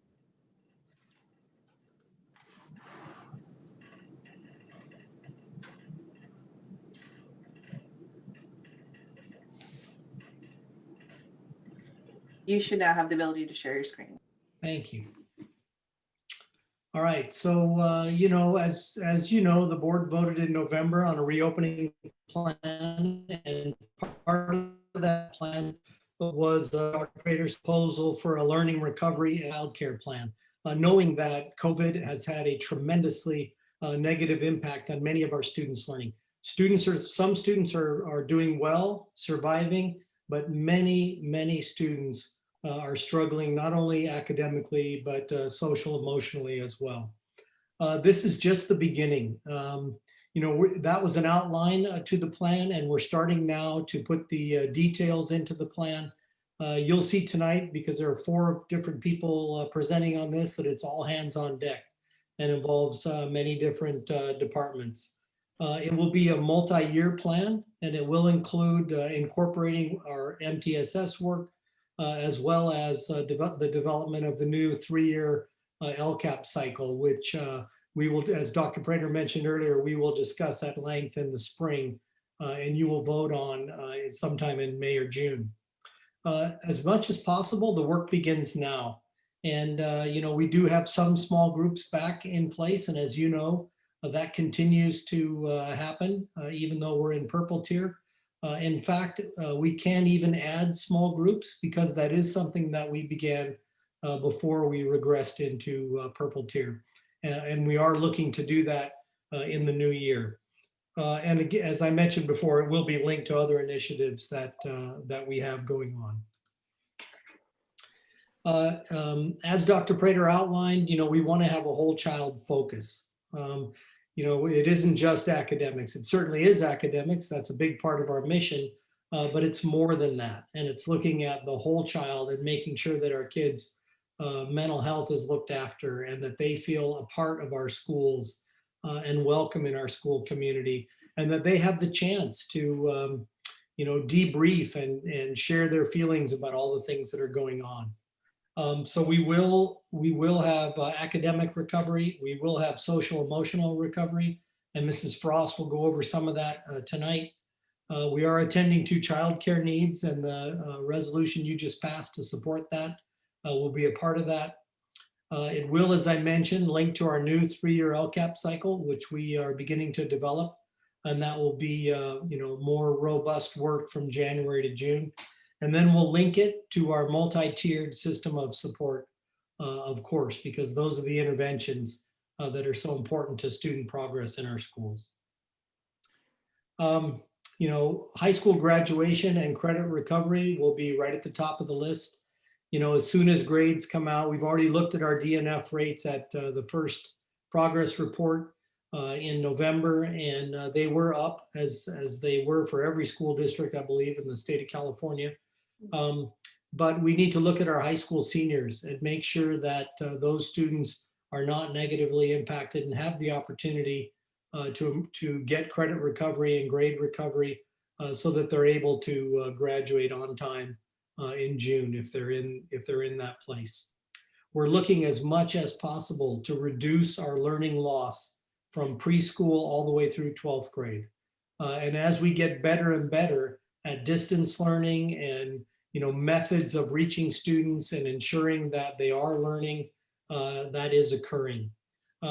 We're honing in right now on how to identify our needs, because we need to be accurate and look at exactly where the students are and which students need our help the most. And that's both academically and social emotional learning. It's difficult, I will say, to assess students via distance learning. Virtually assessing where kids are is a real difficult thing for all of us to do in an authentic, effective way. And then we've already had meetings about different summer learning opportunities, and we specifically didn't put summer school on here because we're trying to rethink what summer looks like and how we can powerfully impact student learning in short stints in the summertime, and also to attract our best teachers to want to participate in summer programs. Make sure that we have challenging STEAM activities, students moving around using gross motor. It's interesting to note that our students who have come back anecdotally, our teachers are commenting that it's noticeable the deficits in gross motor development that our students have in time. So that's an important thing to keep an eye on as well. Mrs. Storm will take us through some of the steps towards recovery. Okay, good evening. Happy to be here. So we really need to ask ourselves, what is it that we want to know? And then we need to find the tools that will give us that information. And once we have that information, we can figure out what it is that we're going to do to respond to that. And I can't emphasize enough the monitoring and adjusting, because I think we're going to see a lot of need to do that. We're hearing from a couple sites that have groups back that the kids are really grabbing things quickly. And that's a real positive, right? That they're coming back and they're really getting things quickly. And so we may be able to move faster than we think, or slow things down. So we are working on all of this behind the scenes right now, of that, what do we need to know? And then what tools do we have to find it? And making sure we use the best thing that we have right out of the gate. Mr. Mayfield, do you want to hit next for me? So some ways that we might look at student needs, and we have a lot of tools already. Of course, we have grades. We have our district common assessments that we are modifying. Some we're continuing to use as they are. Some we're changing. Some we aren't able to do remotely. But looking at the information we get from that. And we do now have the FastBridge assessment suite. FastBridge is designed to be a universal screener and a progress monitoring tool. And they have assessments for reading, math, and social emotional learning, all within one kind of suite. So all the reports sort of work together. And that will help us, get that first blush of where students are. Looking at gaps, what are our next steps? So we have a lot of tools. We want to make sure that of these, we pick the right ones. So we are actually going to go to a school site that has students back in January and try some of them out in person and see how it goes. Because remote assessment, as Mr. Mayfield said, is really challenging. And that speaks to the next slide. Teachers should be using the data that is most close to the students. So what is it that they're seeing in the classroom when the students come back? What is it they're seeing now in distance learning? Fascinating that we're hearing about the motor delays.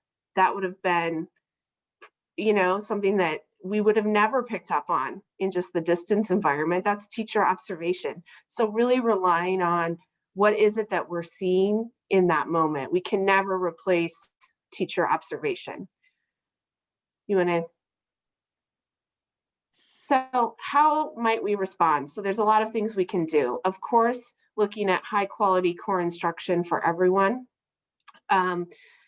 We're not going to go back and remediate a whole year of content, right? We're not going to take third graders and teach them a second grade year.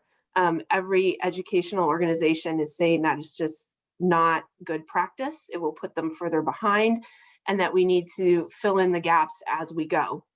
Of course, interventions and multi-tiered systems of support for more needy students who need more than what the core can give them.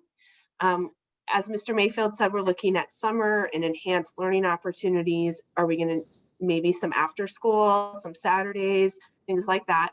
How can we use the LCAP to leverage this? It makes sense to me. We're getting ready to write a new LCAP, and so we would want to write what our students need. And then linking it to the Foundation's I Innovate project. And so how can we use the innovation labs and I Innovate to make this really engaging and exciting for students to want to engage in things like, coming to school on Saturday. So getting creative with how we meet needs. And I'm going to turn it over to Mrs. Frost to address our next slide. Chris had a question there, Laura. Yeah, Chris, sorry. Hi, Laura.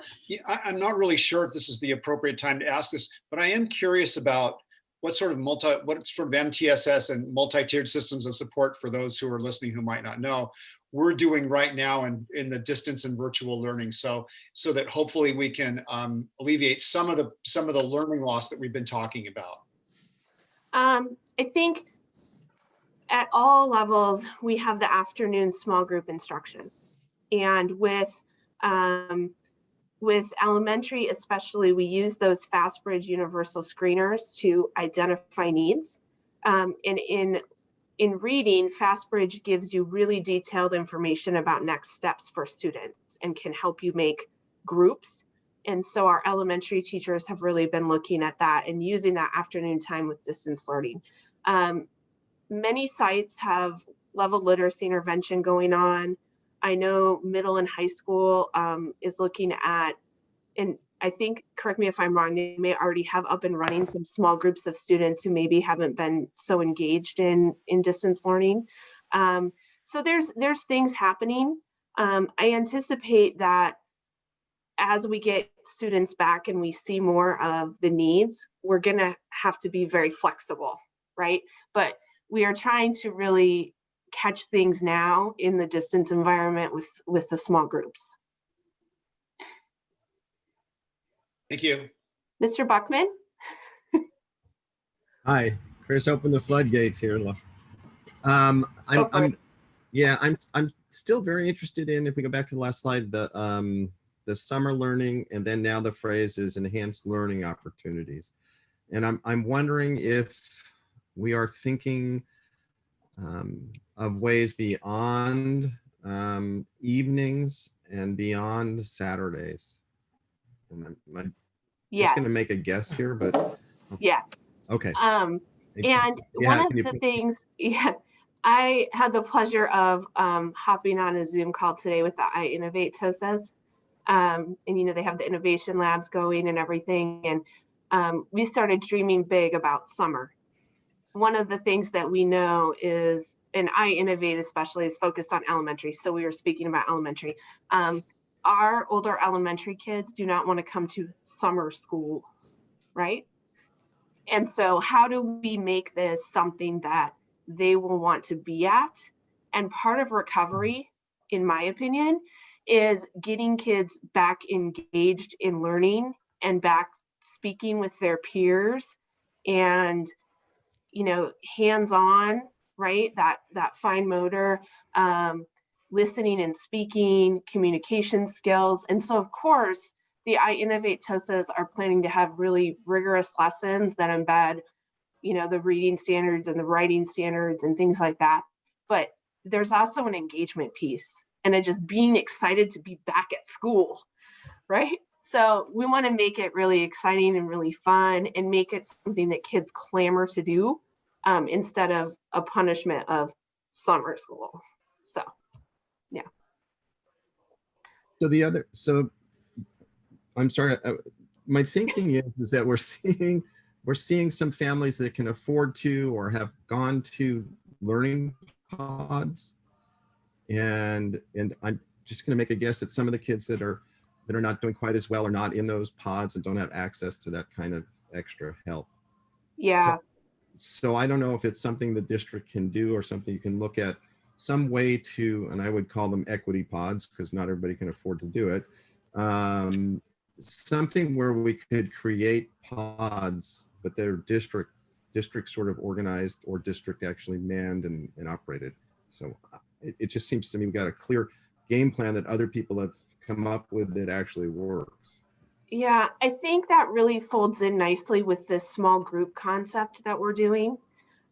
We have these small groups coming back and we don't always have the teacher there.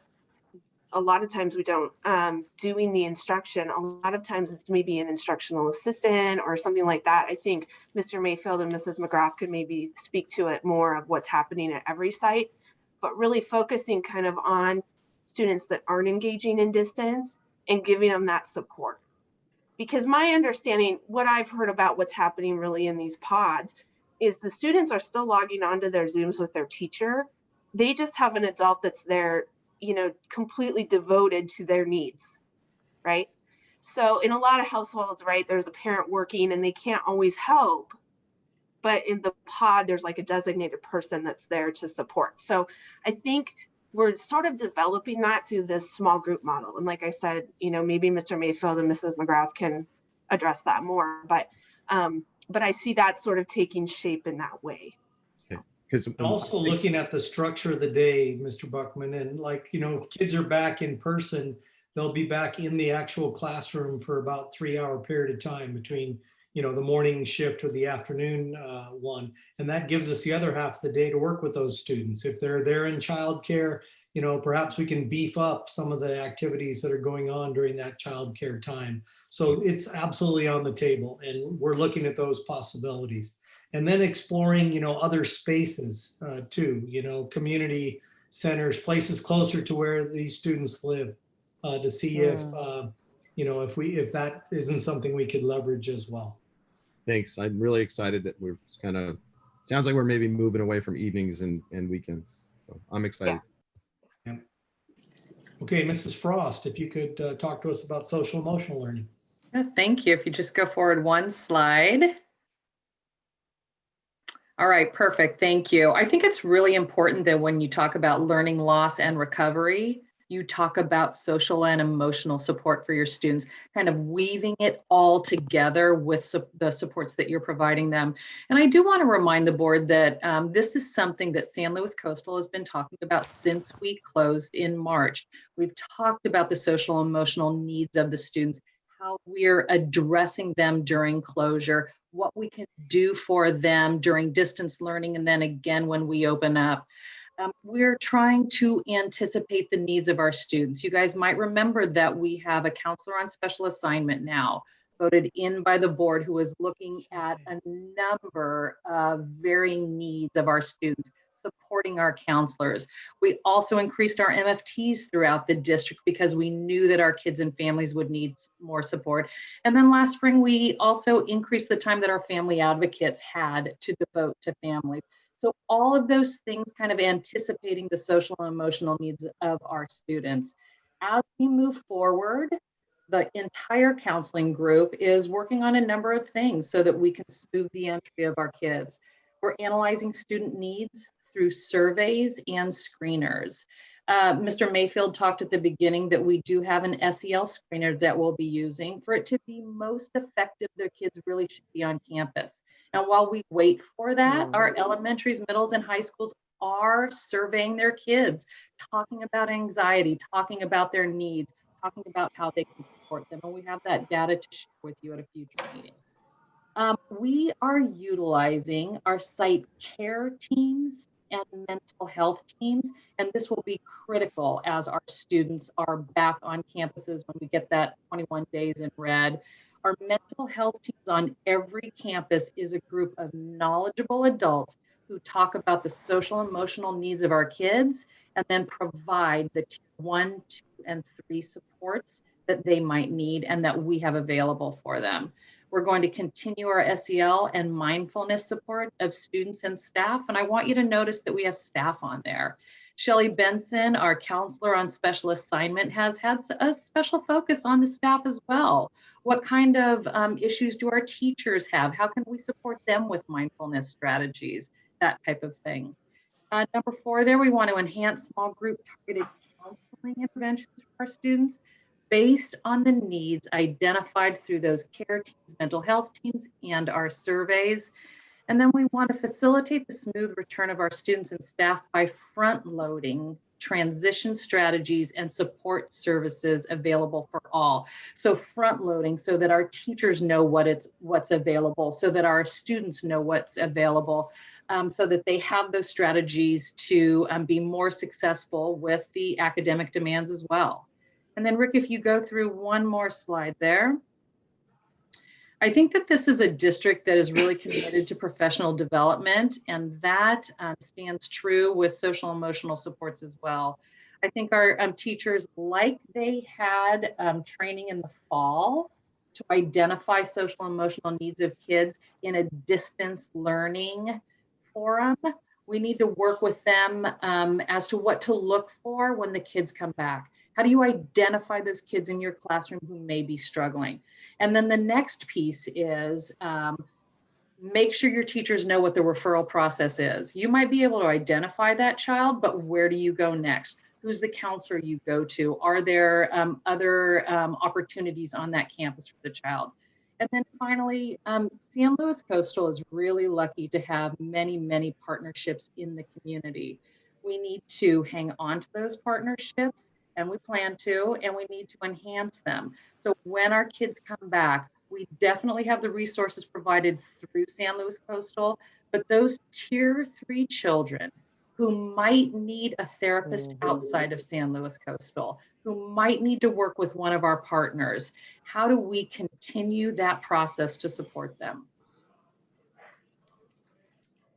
I think next is going to be Ryan. He's going to talk a little bit about childcare. Yeah, so I've talked a lot about, right now we roughly have about 300 students that are part of those agencies that I described earlier in the meeting today. And really they're like pods. I mean, when you think about it, you got a couple college kids working with the kids.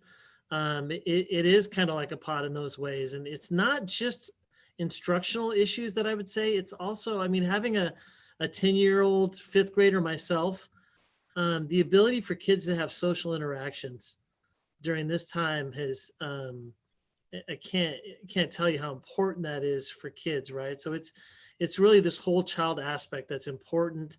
The subsidy will be a huge assistance. And then just so the board knows too, there is other resources available like through Capslo, where childcare, they can get the other half of their childcare paid for. So it really, if any low income families can have free childcare through this process with the help of the subsidy from the district as well as through Capslo. So, that should continue. The focus really, when we go back in person, just so the board knows, the childcare will be focused on those in-person students. Mainly with the thought that if somebody's willing to have their student at childcare, they're probably willing to have their kids at school. I think is the thought. So, they'll kind of work that out, but definitely in January when we're not in person, they'll be serving all kids at that time. Okay, so, again, to reiterate, bringing back small groups is a priority at this time because it's all that we can do. We actually wrote to the county Department of Health and asked if we could bring back an entire grade level. And they said no, because, we hadn't begun that before, but at an older grade level, but we can bring back small groups. And so we are continuing to work with our sites to see, how we can facilitate bringing back as many kids as possible. We'll continue monitoring progress in distance learning. We had first trimester reporting conferences that took place. And we'll be looking at, that data and, continuing to monitor learning. We're continuing to develop our summer and enhanced learning opportunities, again, to get our, best teachers involved and participating in that, and to make it an activity, as Mrs. Storm said, that kids would, really want to attend. And then we're going to begin, in earnest in January to define and develop our LCAP 3-year plan. And then, also to continue to strengthen our community and foundation partnerships. We've seen the roles that, groups other than just district personnel can play in supporting these students. And I think if we put out to the community, that we need a community-wide effort to help kids to recover from COVID in terms of learning, I can only imagine that we'd have quite a few very talented people step forward and volunteer to help out. So with that, that's at least our preliminary, our initial presentation on learning recovery, and we'd be happy to field any questions at this time. Great. First, I'm going to read we have a couple of some written public comments that were submitted on this topic. And first is from Jolie Burrows. As an educator and parent of 5th and 7th grade students in this district, I ask that you please reconsider the decision to change secondary school schedules that were created to allow in-person until we are closer to having a definite date for in-person teaching. As it stands, starting in late January, all students will lose access to small group instruction and teacher office hours, as teachers will be expected to teach Zoom classes in the morning to the students whose families are choosing in-person instruction, and Zoom classes in the afternoon to the students whose families choose to continue with virtual learning. Without the face-to-face interaction of being at school, many students, my special needs son included, rely heavily on SGI and office hours in order to be successful at school. From an equity standpoint, we would be taking away a great deal of support for those students who need it most, creating more barriers to student access. Our family has been in awe of the skills and passion and love the teachers have demonstrated this school year. I am just floored by their incredible talent and commitment, and I am very concerned that this new schedule will unnecessarily create more work and more burnout for our beloved teachers, plus less connection for our students. Please wait to adopt the new schedule until we have a clear picture of when the students can actually return to in-person learning. Melissa Chabra. I am a parent of a first grader and a third grader. I urge you to please reopen schools in the fall. I have every confidence the school can implement measures to increase safety, such as increased hand washing, hand sanitizer, and limiting socializing at recess and lunch, while also providing other learning options for students who need additional protections. My spouse and I are both essential workers. The past few months of working and trying to educate our children has just not worked. I urge you to consider families like mine. If schools do not reopen in the fall, you know, I have a feeling, Mandy, I'm reading some old comments here. I was just sending you a message, Ellen. It appears as though something happened with our comment form, and it's upped some of the old comments. Okay. So I'm going to send you a quick message on which ones are new. Thank you. If everyone could just bear with us for a moment. I know a few minutes ago we were wondering whether some of these were new or not, and now I think the question's being answered.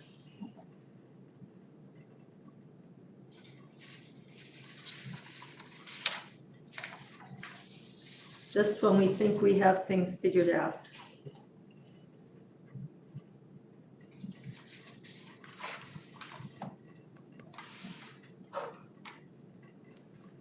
Okay, so these are older comments. So at this time, I'll see if there's anyone from the public listening who would like to address the board at this time. Okay, then I will come back to the board for questions. Hold on just one moment, please. Okay, we do have someone from the public I'm going to go to first, and that is Ms. Nutilla. Hi, my name's Lauren Canutala. I teach middle school at Laguna. Thank you for giving me an opportunity to speak. I was listening closely to this presentation on what we can provide our students to ensure that they are successful going forward. And I just have a couple points that I'd like to share. And the first was the focus, the whole child focus that is brought up. And I agree completely. I'm glad we're talking about social emotional. I just want us to consider the language that we use about our students. When we use the term learning loss to describe what's happening to our students, we're approaching them with a deficit mindset. And I've learned with the work that I do that students are really malleable to our language. When we describe it as learning loss, what message are we sending them about what they're doing all day long in our classes? They're not losing. They are learning compassion and resilience and so many technology skills that I just am offended for them when we talk about learning loss. The learning is certainly different, and we are considering what learning might need to look like going forward, but it's not learning loss. And so if we're talking about whole child, I'd like to consider the language that we use when we talk about them. My next point was, Mr. Mayfield said the work begins now. The work has been going on always. Teachers are working on this all the time. We are doing our best. Ms. Storm referenced the teachers are the ones with the data on where our students are at. We know what's going on. We know where they're at. We know what they need extra support on, what successes they're experiencing. So the work is happening, and a lot of it is happening in that small group time. And I don't see any reason why we need to change the distance learning schedule until we're back in person. For example, my second period, I'll teach 17 students in the morning on a Zoom class, and then I'll teach 5 in the afternoon. The same thing if we go to the split schedule, but we're still in distance learning for everyone. We could maybe adjust student schedules, but I don't see why we need to change the time schedule and get rid of SGI until we're actually back in person. That is the work. That is where we can do the work right now that Mr. Mayfield is referring. And then my last comment is that I'm concerned that our learning, recovery, and childcare plan is very elementary focused. A lot has to do with iInnovate, which is elementary. A lot has to do with the summer learning opportunities, which are much more heavily elementary. And I would like to see our district focus more support at the middle and high school levels, where those students have already, the time for intervention is reduced already. So there's a lot of great steps that are being considered right now, but I don't know that everything is being considered. And I don't know that there's a lot of opportunity for secondary teachers, especially, to give their input on this information. The schedules have not been presented for us to give feedback, or at least it hasn't been clear that we can give feedback. And I would love to have more opportunities to do that. Thank you for listening. Thank you. All right, and then now we'll come back to the board. Any questions or comments by board members?